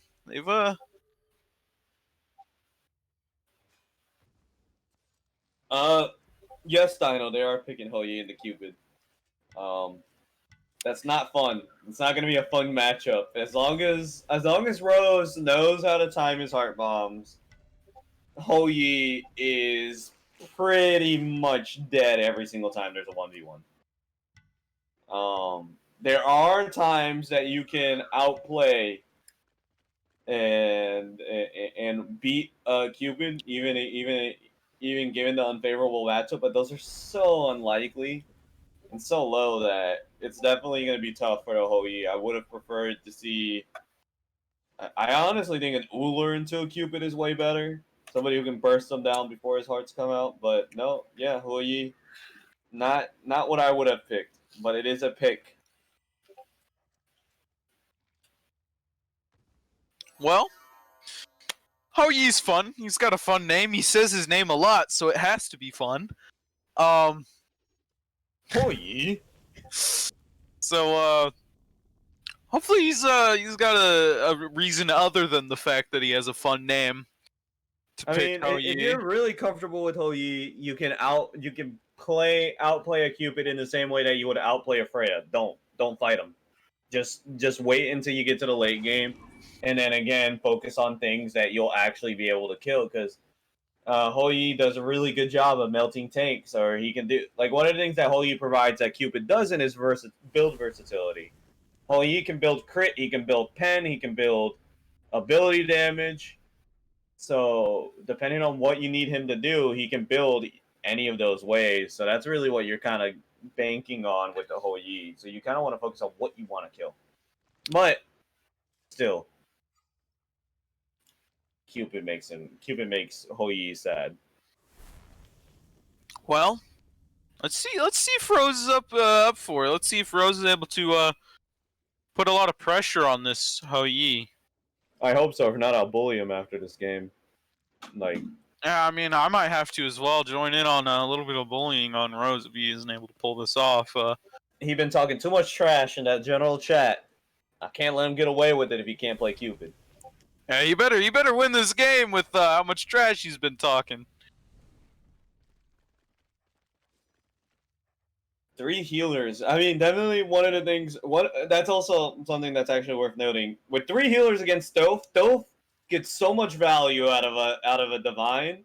It is almost criminal. So if I'm gonna be real with you, I do think that Dino-Might might have a worse draft only because I wasn't impressed with the Arachne play. And I'm not sure he's gonna have a better time this game because Hou Yi and Dove can get away from Arachne really, really well. Hades doesn't care about Arachne. Achilles doesn't care about Arachne. Pele doesn't care about Arachne. Now we saw Arachne as the second to last pick in the game as well.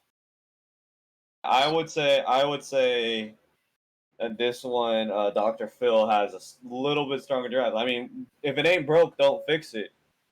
Type of situation. Looks like we have a quick PSA on the stream here. Make sure you guys are buying your wards. Save a life. Probably life. your own. As we saw from that last game, some teams could have used a little bit of that advice. Both teams had a player with 1 ward each. I'm not sure why. You get free wards in this game. You can just press G most of the time. That requires too much effort. I mean, I guess so. I guess so. I can't press that G, bro. If I can't press G to put for Aegis to save my life, I don't know if I can press it for any other reason. Zooming in on this Arachne. Oh, it's Arachne standing still a little bit there. Not exactly sure why. We're gonna scuttle. We're scuttling. Oh, there's the health bars. Now I know what's going on in this game.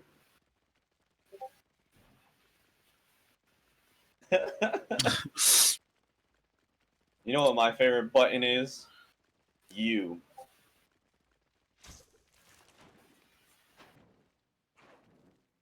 Takes away the trees. Takes away the trees. Is you on? There you go. There you go. Looks like we got Dino screw around a little bit here, and we see Hunter dodging some autos, but we also see Josh hitting a lot of them. Ooh, Josh is coming in clutch with some of these autos he's hitting. Hunter schmoving, though. He is schmoving. He's schmoving and moving. He is schmoving and moving as he's going to take this standard yellow buff. We see Pele had finished it a little bit before him. Looks like it might end up helping out Hades a little bit in this lane, get a little bit of extra health here that Shock might not have. That was a nice heart bomb. That actually threaded the needle. Moonstrike not on the mark there. Now Motorola is extremely low here, though. You will be able to get out, but Rose and Motorola's a little bit of a looks like I've been wrong the entire time after this first blood. It is Motrolls. You see, I'm gonna blame Skipper on that one. He called her Motorola's. I've been picking up that the entire time. A nice kill from Dino-Might though. It's the first time in this set they've gotten first blood. looks like we're seeing either a little bit of lag here or a pause, as Definitely a pause here. teams have frozen a little bit.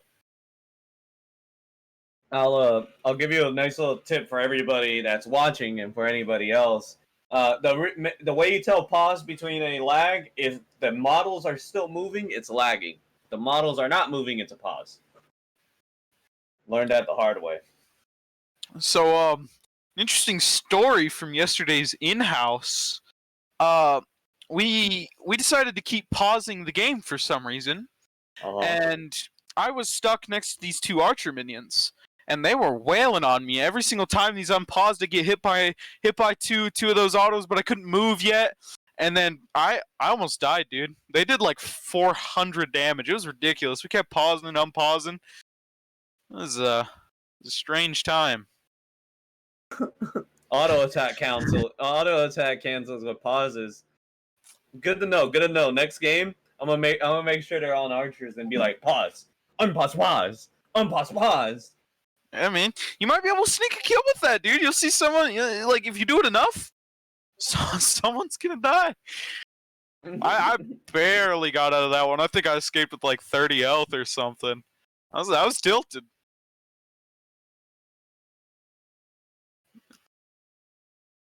So we do see a red buff. This is a red buff invade. That's crazy. That's crazy. They really doing a red buff invade. It's wild. Hey man, they are an aggressive team. Hunter is trying to use the fact that he is Arachne and should have a slightly better early game than Pele there. Looks like the game's gonna unpause. We're gonna see how this plays out here. This Toth is there as well. Scylla kind of sitting on the outside, not really doing much. Not exactly sure who got the red buff there. Dr. Phil was looks able to like secure it. Dr. Phil is able to secure it there. Skill's getting a slight level lead because of it, but they are going to be able to pick up their own there. Just put a little pressure there. Force a little fight. Nothing too crazy happened. A low risk, high reward play there that they tried to make happen. Yeah, who's this user? Going a little aggressive, combat dodging in, but I mean, sitting at half health, I'm not sure if I'm exactly comfortable combat dodging in. You're just lucky that Moltrolls does not have that Moonstrike ready up. Now, they are looking at Noah. Nice little dodge to avoid the evade and punish coming out of skills. It looks like Arachne's sitting there. Maybe she's got a plan. I think she might be trying to wait and go in for an invade, but it looks like Thos is right there to try and stop her. So, he's just putting in a little bit of pressure. Arachne really trying to create a lead for herself here. It hasn't worked out yet, but, you know, she is playing aggressive and trying to get that lead, so she'll probably get a good look eventually if she keeps this up. Yeah. Nice, solid, aggressive plays seem to be working out, putting a little bit of pressure. But we are going to look at a fight here in the duo lane as as Achilles takes a little bit of damage. Just Banter takes a little bit of damage. Rose and Motrolls don't really take all that much damage. But we just kind of see a little bit of skirmishes here. Not too much going down. I mean, Rose got to hit those heart bombs first. Like when he starts hitting these heart bombs, he'll start getting kills. Now, yeah, we do see Noah coming in here for a gank. Motroll's taking a little bit of damage, but not too much there. You see, just Cupid kind of forcing him off.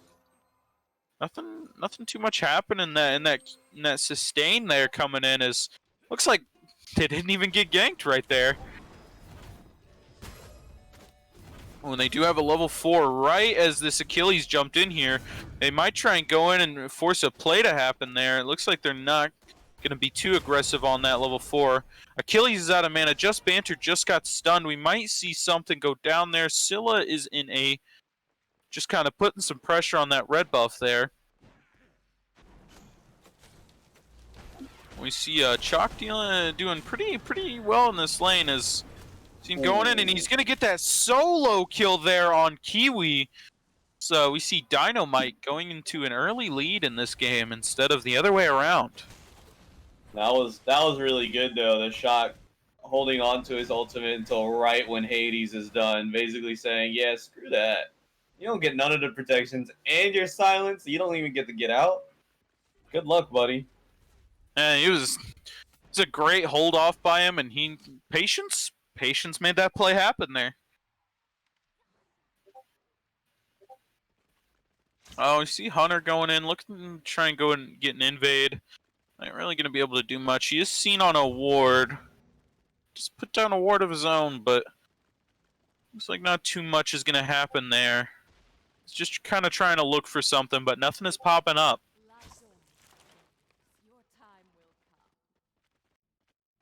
He's just kind of sitting around, not really doing anything. And Thoth is coming around. Might see something happen. Probably not going to have anything happen.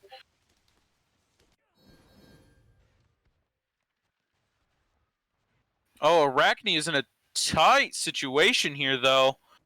Looks like she's gonna try and get that. I think she's gonna have to ult if she wants to get out of here. Yeah, she does ult very early on. Noah following though. Achilles is there to try and help, but it looks like not too much will happen as Motrils comes in to help as well. Skills is pretty low on mana, so they might try to take a fight there. Noah is extremely low on health. Might see a fight coming in here, as we see Skills also low on health now as well. Scylla being able to pick up a kill there. We got Dr. Phil. A lot of Dr. Phil in a pretty bad spot here. Josh going and trying to get this kill on Achilles. Achilles kind of juking around. Kiwi getting a kill on Motrils there. That could have been really bad for Dr. Phil, but they kind of turned that around. Not too much went poorly. Who is this user being able to get out, and they end up getting another kill there. So Dr. Phil goes from something really bad. They might get another kill here in this. It looks like they aren't going to go for a dive there. Dr. Phil turned something that was going to be really bad for him, and they turned it around and actually almost evened up the game simply because of that play. Yeah, I mean, that was just a case of Dino-Might overstaying their welcome. Like, they didn't need to stay that long. As soon as they got their one pick, they should have left. And that should have been it. Like, because they're not fighting over any. What are you fighting for over there? You're not fighting for anything. There's no reason to fight. Well, if they did get a fight there, they would have been able to secure a successful Totem of Coup there. Oh yeah, the totem. I forgot. Vital. Vital there. Absolutely necessary. I mean, still not even done. Not even by the team that came out on top. Not even done by Dr. Phil in this case. So. Yeah, I don't know why Dr. Phil didn't head straight there as get a crazy advantage in this totem. You know, we see Chalk going for it instead, but we could see a kill going down. This Banter picking up a kill on Rose. That's something you want to see. Rose tends to get is looking to get behind in these games. Well, he's not actually behind. He's a little bit of a level behind, but other than that, he's not behind. Motril's also extremely low. Something that might happen to him is he's getting collapsed upon as well by Noah. Going in, see him trying to get a little bit of a juke there, but Noah's just going to get that kill and get out. Oh, he might not get out though as Arachne's coming in. Hunter might be able to get his first mark on this game, but he's going extremely aggressive. Banter coming in. Who is this user coming in? He has to ult, and it looks like he's just going to escape there. Triple. Oh yeah, that was a triple bounce. Yeah, that was gross from just Banter. He was able to do that again. Like, I'm not sure what these fights are about for Dino-Might. They also seem to be quite dispersed. They're also doing things without the support. Like, why are you gonna be trying to do red when you know Achilles is right there? And you know he's there. It's not a question. You just can't be doing that. You don't have the support of your support. You're not gonna win that against the Achilles. Might be seeing a little bit of a communication breakdown.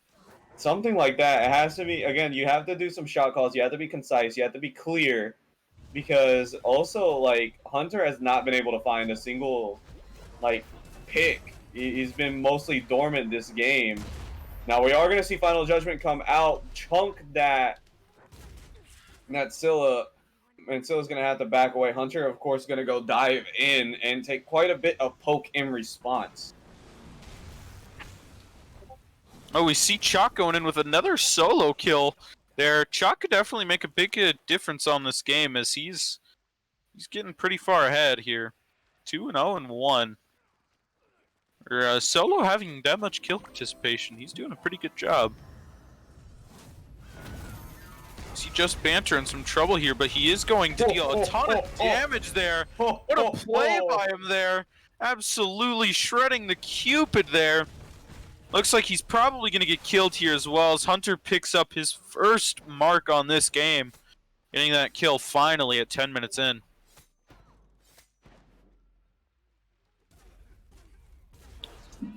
Really nice play from Just Banter. Basically, yeah, Rose got outplayed there really, really hard. Wait, Yeah, Rose doesn't have beads? He doesn't have beat? He has Aegis. Oh, that's why he's dying. My dude getting like, yeah, no wonder he died, man. Okay. I don't even know what to say. We don't have beads? I think someone's gonna need to have a talk with Rose after this game, figure out why he made that decision. Yeah, you don't get aid. Like the whole reason I'm like, there's no way that Hui are just getting these free kills. It's because Hui is doing. I think he hit tab and he said, "Oh wait, he doesn't have beads. That means if I leap stun, ult, he is dead every time. You can't hit Aegis if you're stunned." I don't know what's up with it, and he can't Aegis before because then he just does an ult. We finally see someone going for these totems here, someone respecting him. Looks like he's going off with that play again. He's trying to get that ult. He does use his ult. He doesn't actually pick up the kill there, but he does a ton of damage. He also gets Aegis. He also gets Aegis. Aegis is gone. It won't be back by the time that he'll have ult again. Yeah, Hunter caught out here. Oh, and he just gets in that ultimate. He jukes him out a little bit. He's going in, but skill's also there. He might not be able to escape. It looks like he is. Oh no, we got a snipe from Thoth there on. It's Hunter. What an incredible fight, but Thoth going down as well. We see Easy does it, putting in some work down there in the back line. Noah is able to get a kill on Motrolls. Ooh, but he's not actually putting in work because Achilles gets him with that execute. And this is again lack of shot calling. Why did Scylla should have been where the shock was, because that's who's really carrying you. Now you get the beads popped from the Hui, but now who you gonna look in response to kill this Cupid if he keeps staying there? So Cupid dashes out. But this is what we're talking about.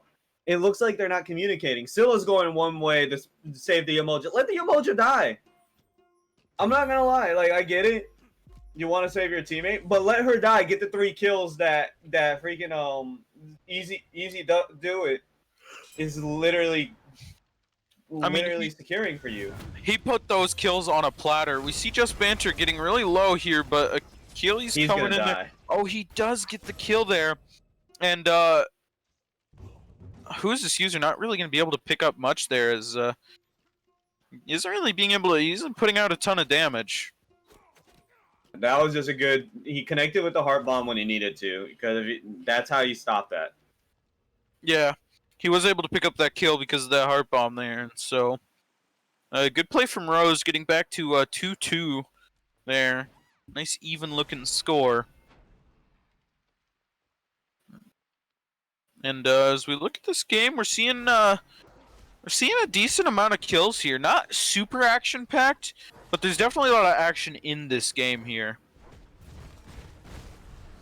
Yeah, there is quite a bit of action. It's close. It feels close. And it is close. So definitely still within the grasp of either team. Now, we do see, again, kind of the same thing we saw from the last 2 games. Dino-Might securing these objectives. Making sure that they don't... That, hey, look, whatever. If we lose these early fights, as long as we're getting objectives, we'll take it.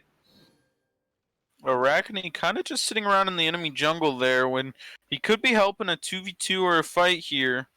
Kind of a little indecisive on what he wants to do. He's kind of just going to run back around and just stay out of getting caught out there.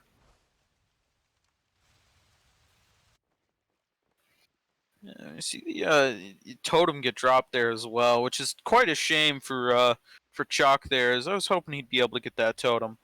But uh looks like Hades thinks he can get a kill. No, just gonna pressure him off the back and not really do much. As Chalk wants to fight here, I'm pretty sure of him wanting to fight.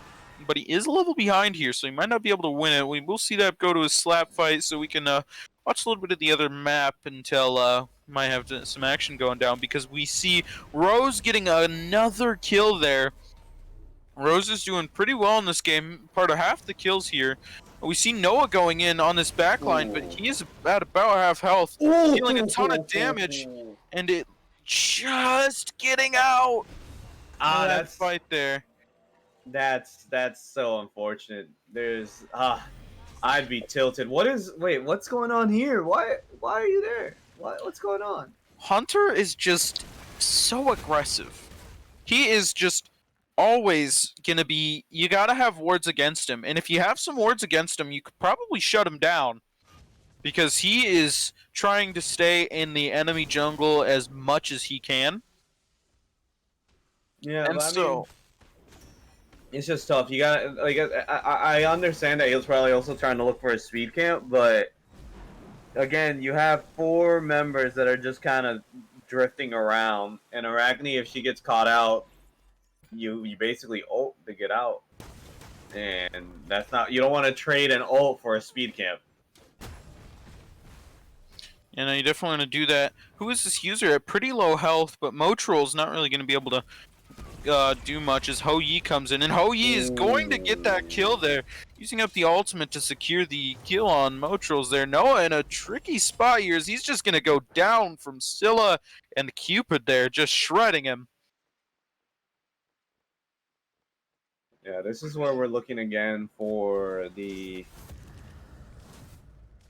This is where we're gonna start looking for, at least I would hope, more objectives. We are hitting the 16-minute, 17-minute mark. We're getting close to the 20-minute mark, where we should be looking at gold. We should be looking at more towers, possibly. We did pyro before gold, which is always strange to me. I'm not so sure as to the reason why they didn't even attempt a gold there. Ho Yi's ultimate was down, and Noah was nowhere to be. I mean, Noah was dead. So I think they could have gotten a gold fury there, especially with there being no vision on it. We see Hunter in a bad spot again. Doesn't have his ultimate this time to get him out of it. Ooh, and he didn't sentinel nearly far enough. Yeah, we nice Sikkim stops him straight in its tracks. Wow, that Sikkim saved his own life. And we see a nice little 3v4 coming down here from Dino-Might. They're actually holding their own in this fight. We see Noah coming back around and putting in some Motrolls extremely low. Putting in some jukes, though. Thoth going in, getting a kill on that Scylla. Motrolls actually picking up a kill there, though he's very low.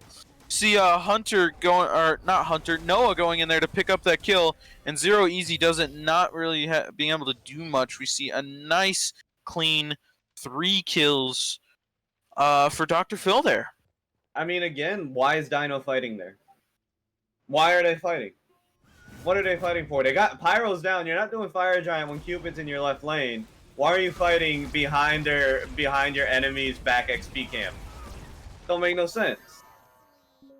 You can't do those sloppy fights. Like, it was nice that Yamoja able to grab a kill and stuff like that, but again, it's like, grab the pick and leave. There's no reason to make that a prolonged fight, because you're not putting pressure anywhere else on the map, and you're just giving Dr. Phil more kills. Yeah, I'm also a little confused on that. We see Hunter going in for a little bit of a slapstick fight there, and so not much is gonna happen there. He tends to like to find those little fights where he doesn't really deal any damage. Yeah, I'm not sure if Hunter even needed the beads. I don't know if he would have died there if he hadn't beads. I mean, I would have just taken the ult and left. Instead, he pushes up the lane, and Pele's going to come catch him out as well. And Achilles is rotating over. Hunter looking for this Achilles, I assume. Gonna rotate back around. The Emoja and Scylla are on their way over. We The are Dope is seeing already here. this could be a 2v4 here, but we see a 4v4 coming in here. None of the carries are here, so this will be an interesting fight. Hoyi dashing out of there. Noah is just behind him. He's gonna go on Josh here. Looks like he's gonna run away from Josh. Seems like he's a little scared of him, even though he's 5-1. Josh is not that fed, but probably making pretty wise call. Yeah, I mean, a Sikkim stops. A Sikkim stops him. Like, if he gets caught by a Sikkim, he dies. Yeah, plus there hadn't really been a fight going on, so Dino-Might could have just turned around and dealt with him pretty quickly. So we're finally going to see some objective play, but they're not actually going to go after it. In fact, they're just going to let Rose get two-man rotated on. Rose is just going to shred who's this user for half his health and just kind of walk away. Yeah, but you can't just let that happen. You can't just let your carry get walked at. And you know it. Like, again, like a lot of this is no communication. We might be seeing a fight there. Going into the bot lane, we see Rose already level 19. Very far ahead in levels in this game, as he should be in this carry role where he is playing well. I think this game is going to come down to when Rose hits that level 20 and he starts coming around and grouping with his team a little bit. And hopefully he leaves that lane there and able to use that lead he has. Hopefully.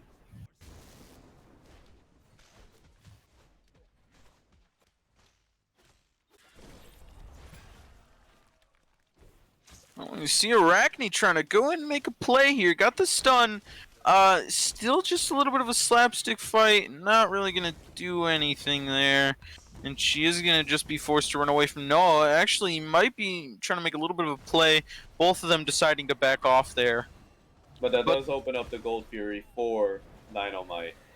Not only does it open up the Gold Fury, it clears it wide open. They had absolutely no problem making that happen when Hunter created just that little bit of pressure. Even if he's not trying to sneak the objective, he's trying to get his team to sneak the objective, and he's doing a really good job at that objective control here. But again, like, the thing is that he re-engaged when he shouldn't have. Like, why would he go back in on the mid knowing that his team isn't in position? He should have died there. Like, it's kind of this situation of, again, you got to be very careful with your calls. Speaking about calls, Jesus, that was risky. Now, Houyi did get that kill on the Rose in the left lane, so this makes this a very dangerous fight because Houyi can rotate now freely if you want to, or he can just push down left lane, knowing that nobody's gonna rotate to him anytime soon. Yeah, nobody on Dino-Might is really gonna be able to come back and rotate there. I think at this point, Houyi wants Rose in the lane with him. I think, Yeah, for sure. I think Rose is just he's kind of got to go to these team fights and maybe push out the wave a little bit and then go to a team fight and really make Houyi pay for staying in that lane. But right now he's just sitting in there. Yeah, like, you do have to rotate eventually as an ADC, because, I mean, especially as Cupid, because Cupid has so much team fight potential. Like, you're really not using him to his full power by keeping him in the lane.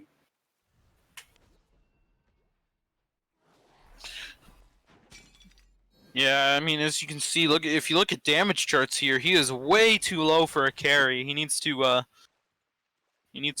start showing up at these team fights and putting in some crazy auto damage.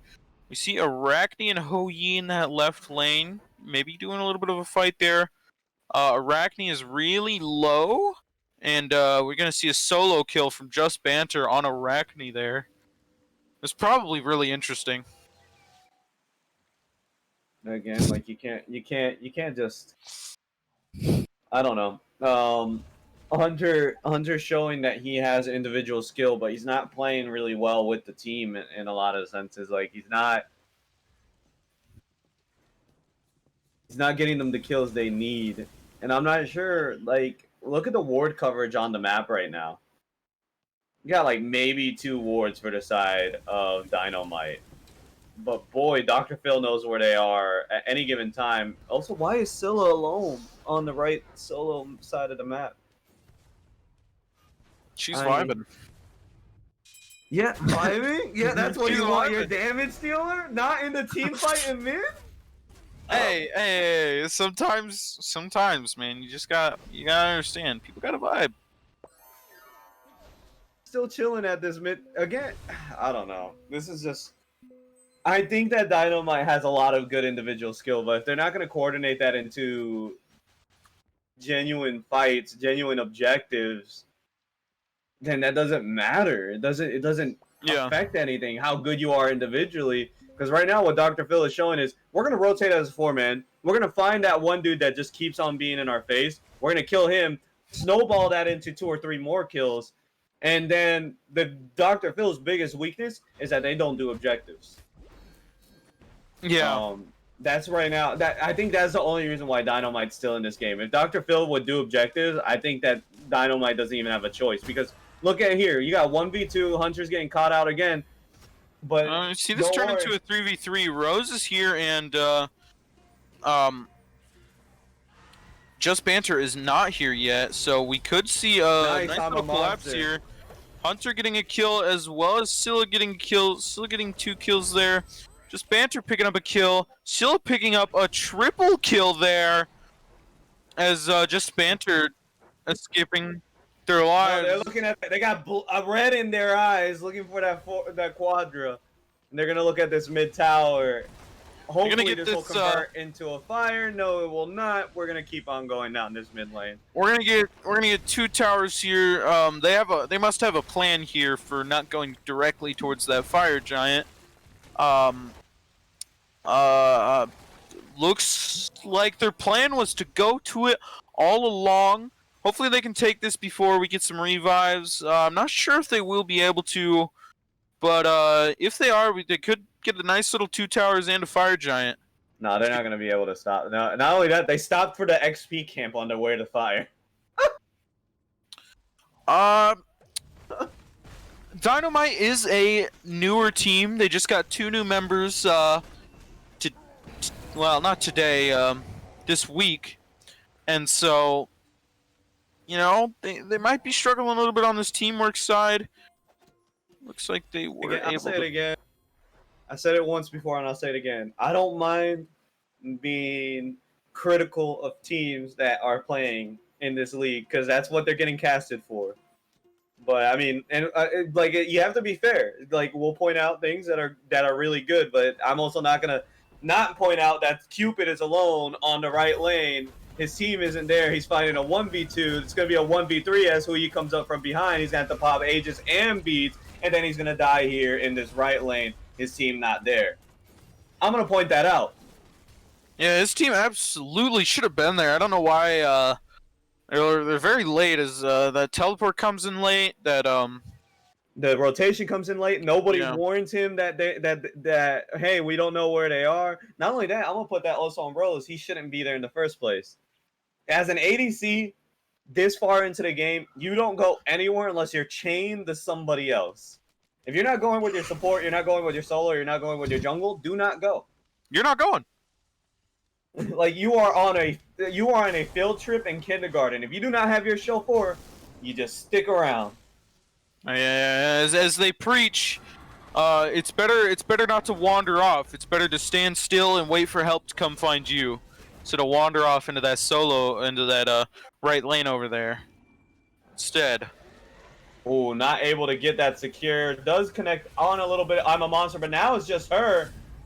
And that's it. I mean, again, this is the same thing that we've been talking about. Scylla was there alone. For how long? Until somebody showed up? Come on. You need to play like a team. You need to. And I get it, it's new. But you can't just abandon your carries and your damage dealers to do everything on their own. And if they're adamant on doing it, you yell at them and you say, no, you wait until I'm ready. Let them have that Gold Fury. Let them have that was Primal, I believe. Let them have Primal, because at the end of the day, that's not as worth as your life this late in the game. I'd hope it's Primal at this point. Somehow Dino-Might keep it on to a gold lead here. I have no clue how. Because they stayed in lane so long. They've been in lane. At this point, it doesn't matter all that much. Is we're starting to see a lot of these builds getting close to finishing or finishing off. It looks like Dino-Might has a slight XP deficit. It makes sense they've spent a little bit longer time dead. But they gotta group up and they gotta start communicating to each other, because right now it's looking like complete communication breakdowns here. Yeah, it just looks like they're not on the same page of what they want to do. Yeah. And we're looking at it again. This Arachne pick didn't really work out, as it didn't even help them get the early lead that Dino-Might had. They had that early lead, but he didn't get a kill until 10 minutes in, or even was a part of a kill until 10 minutes in. So maybe he should have gone either a less aggressive jungler, or I don't know if he's not comfortable on Arachne. He picked it twice in a row, so I think he'd be comfortable on the pick, but he was doing better with an off-meta pick. Not only, I think he needs a jungler that has more of a team fight presence. That's it. I think that will fix a lot of his issues. Because a lot of the time he's trying to fight into a 1v2 or into a team fight. As Arachne, you can't do that. Now, Arachne is looking for that kill on Hui, but yeah, does not Arachne happen. is falling off. Hui is just going to deal so much damage that Arachne can't do anything. This game is essentially a 4v5. Even though Hunter is an extremely solid player in his own right, this game is they gotta do something. That was another triple bounce. Jesus moly, have mercy, man. I mean, it's not even that Arachne falls off at this late in the game. I do really think that it's just that Hunter is not used to playing this type of god. Because the idea of Arachne this late in the game is you wait till there's a team fight, you have them fight, and then you go all the way around and find somebody. Now, Just Banter is literally carrying this game on his back at this point. Anybody who shows up in his lane, he's like, bring them to me. That's just another one to add to my stat count. Like, if you're going to dedicate resources, you need to dedicate more than one. At this point, why is even Cupid going into that lane? Yeah, Cupid hasn't been showing the ability to even touch Hunter or Just Banter at all, and so I don't know why he's the one who's showing up there. Arachne going in, making the same mistake as last time, trying to fight this Hou-Yi and just not even coming close. He's still at full health. Yeah. We're gonna see that Phoenix go down, and why are we defending a tier 2? because we're too busy not looking at the Phoenix here. That Just Banter is just gonna take on his own without any problems at all. Chalk going in there, I don't even know. Honestly, he could keep going. Chalk won't be able to deal with him. And he's going straight for that mid Phoenix as well. Looks like he's gonna go join his team here. They could honestly try and force a fight here and end the game. It looks like that's what they're gonna. They're gonna go ahead and dedicate 3 ultimates for that Hades. That's for sure. Yeah, that's. Now, I will say, Dr. Phil literally stayed there with less than half health on pretty much everybody on their team. So I'm not sure if that was the right call either. Hou-Yi's going to have to leap over this wall to try to get away from Scylla. But, man. They're still chasing him. This is what I'm saying. Why is Scylla chasing and Chalk peeled off? Chalk had to go get his blue buff there, which is... Oof, boy. Anyway, Yeah, I just want to say that, like, part of the thing is, what I'm really pointing out is look how well they were able to do that Phoenix defense. Why? Because they were all there, grouped, doing things. Yeah, I'm not sure why Dino-Might didn't even try to get anything off of that. They had gotten a solid little chunk of kills there, and they decided no fire. They decided looks like they're gonna try Oni Fury here. Not they. Hunter will try it. Looks like Banter's gonna be here. We're gonna see Hunter's Kryptonite come around and take this Oni Fury instead. they're just gonna. Dr. Phil's gonna grab that. The objectives that are that Dino-Might is trying to grab, or Hunter is trying to grab, are they're just gonna go straight to Dr. Phil instead. And it looks like Dr. Phil's trying to make a play on Fire Giant here, trying to end this game out.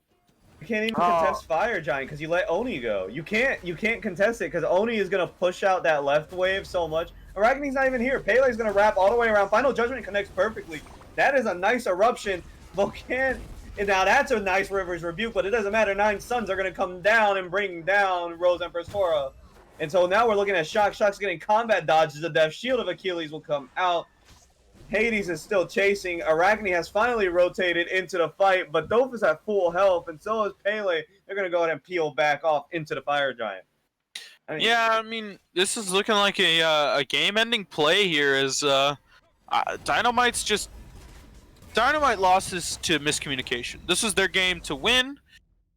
They've had so many opportunities to go in and win this game, and instead, because of miscommunications, because of bad calls, bad plays, they may have moved up to the RSL, but they still have a little bit of development to do, as they aren't really doing that much. But they are going to go in for a fight here. Maybe they're going to turn this around here after the Fire Giant. They're going to look for a fight here, maybe try and get a few picks here, but no, they're just going to have to back off and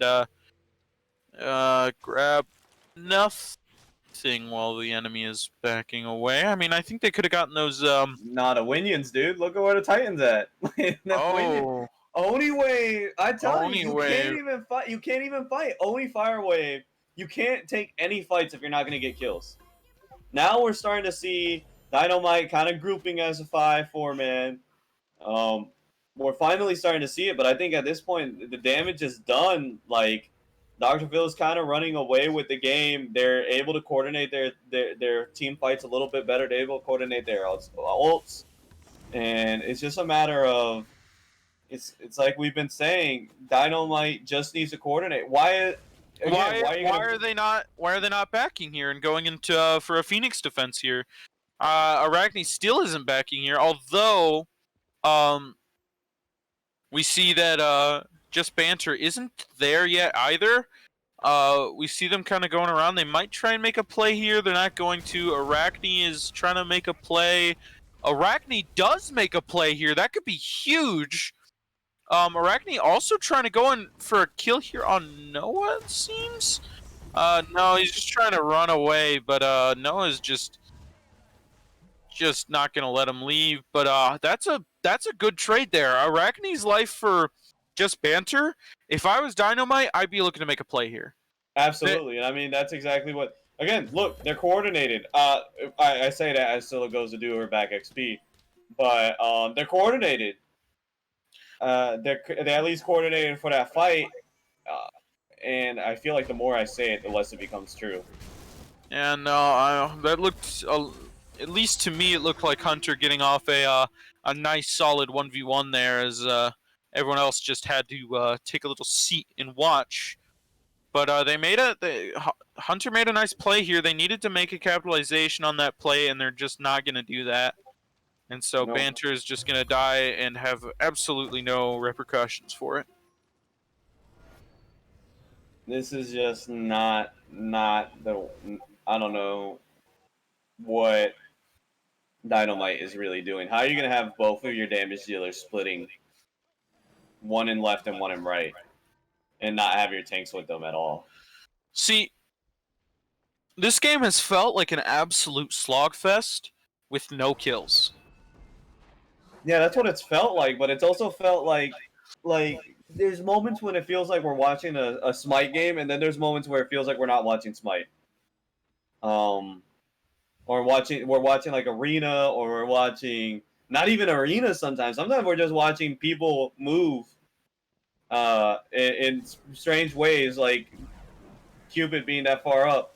Again, Dino-Might for their next few weeks of matches really need to work on that communication, because this will get punished against every team. Just like Dr. Phil is punishing them, they are going to get punished, because they do have moments of good plays like that one. Shock comes in with the ultimate in. Now Cupid's gonna go ahead and drop Fields of Love. Rivers Rebuke gonna keep Kiwi in. Kiwi's gonna go ahead and dash out. Has to. Hunter's trying to find somebody. Noah is able to. Who is this user is pretty low here. We might see Hunter try and go in for a kill there. His team is surrounding him. He's going to draw out some pressure. They might be able to pick up something off that pressure. As Who's this user is getting some body blocks. Rose able to pick up a kill here. And Arachne also able to pick up a kill there as well. This could be game. They might have just turned it around. Again, it comes down to when do they play like a team? They are playing like a team right now, and look at that. They are cleaning the floor because they're playing like a team. Because they grouped up as 5. I mean, they're just gonna shred these last 3 people here.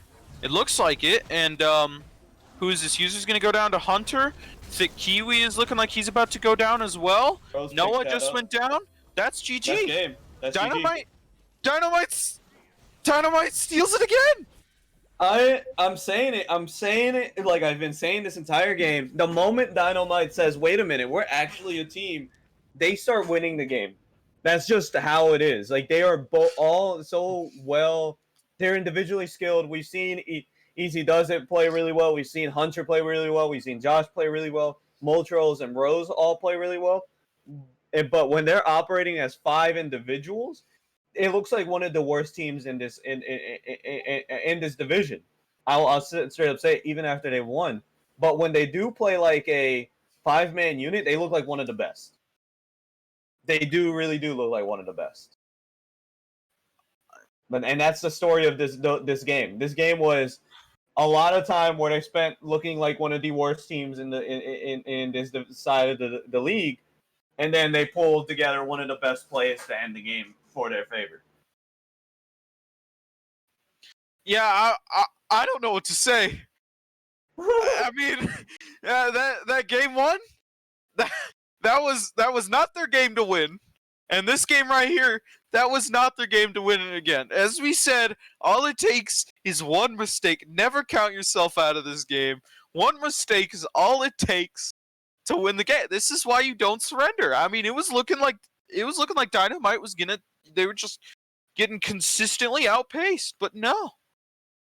At the very end, the very last fight, Dino-Might pulls it off in both of those games. Exactly. That is true. So, I think we do have a post-game interview, as far as I know. Yeah, so we're just trying to figure out who we're gonna interview and who we're gonna post-game interview. We are interviewing Hunter. So we will see how that goes. So don't go anywhere. Keep on to your seats. If you have seats. Hello, Hunter. How are you? Oh, a lot better now than it was 20 minutes ago, I'll tell you that. A little bit better now. That's great. So yeah, well, thank you for joining us here at the casting desk. We have a few questions for you. As a post-game little interview. So first, I want to say congratulations on your wins. It was definitely a hard-fought set. But hashtag New Kid Army. Hashtag New Kid Army. Yeah, definitely at points. It seemed like it could go either way. I kind of actually want to touch on that. Game 1 and Game 3. But most of those games, it seemed like your team was kind of falling behind or were on the back foot.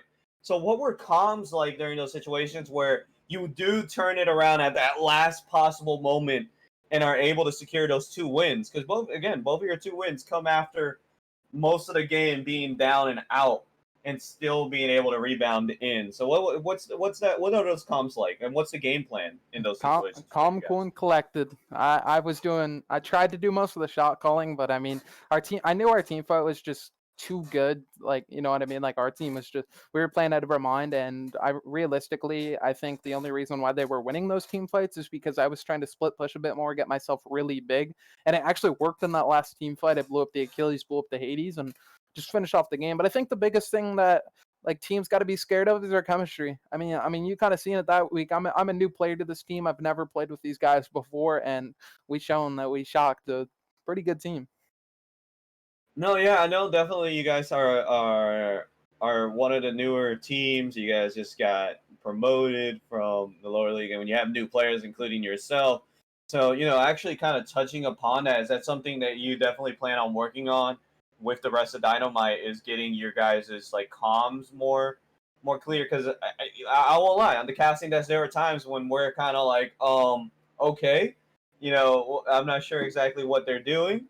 But is that something that you guys look forward to brush up? Because I do think that brushing that up would make you guys one of the better teams of the league. I mean, realistically, I think our plan right now is just to become a better team in general. I mean, I don't think comms is necessarily our strong suit, but I don't think it's necessarily our weakest point. I think there's other things we need to touch up on that are more important than comms, just because, like, I mean, we had so much ability chemistry that comms didn't really need. We didn't need comms to win those games. We just kind of needed to like perform better. I know after the second game, our team was pretty disappointed how we lost, but we just didn't play good. Like you got to play good to win games. You can't die as much. You know what I mean? But I think I don't think comms are going to be the thing we're going to work on, but I definitely think it'll be something we look forward to in the past once we start making the run against the top teams. Yeah, definitely. I do have another question, a little bit more specific to you. Talking about the Arachne pick. Like game 1, you were very, very dominant on your pick, and then game 2, your Arachne kind of looked a little weaker, right? Because again, like it looked like you guys weren't playing to what you're used to playing at, the level that you're used to playing at. So game 3, when you guys go to the picks and drafts phase, what made you go back to the Arachne? Do you feel like game 2 just wasn't a proper showing of what you can do on the Arachne? Or did you feel like it really worked well, or was that just more like a team decision? How did that work out? Well, our team literally probably didn't even know I was going to pick the Arachne, and I just double walked it in right away because I'm confident on the Arachne, and I think the biggest thing as a jungler for this team and for other teams is if your jungler is confident, you guys are going to win the game. That's just how Smite is right now. So I was really confident in my own self, which kind of boosted more confidence in the team. My goal as the Arachne was to get my team ahead in the early game and give them more confidence, and I felt I did my part, and I felt everyone actually, did their part to win the game. I don't necessarily think the Arachne was the best pick there. I just think it was the best pick for myself. I noticed last game, actually, I was kind of like zoning in on what the other team was just trying to do, and I noticed they were trying to focus me a tiny bit more. Just kind of felt that way. I don't really know if it was kind of like that way, but if you noticed in that third game, I built beads agents instead of going blink beads because I just knew that they were going to try to attack me more. So I think I was playing more of a decoy in the third game than I was the second game, and I think it just worked out for the team's sake. Yeah, no, that's definitely true. I mean, you guys did play really, really well. You guys were able to play out of your minds during those last bits when it really, really did matter. So again, props to you guys for being able to rally around the team and still stay in the fight. Because even when you guys were falling behind in kills, you still maintained gold and stuff like that. So really, really well. I think that does it for my questions. I will give you a space if you want to shout out anybody. I do got a big shout out. All right, go ahead. Shout out to Skipper's podcast, Big Circles Weekly.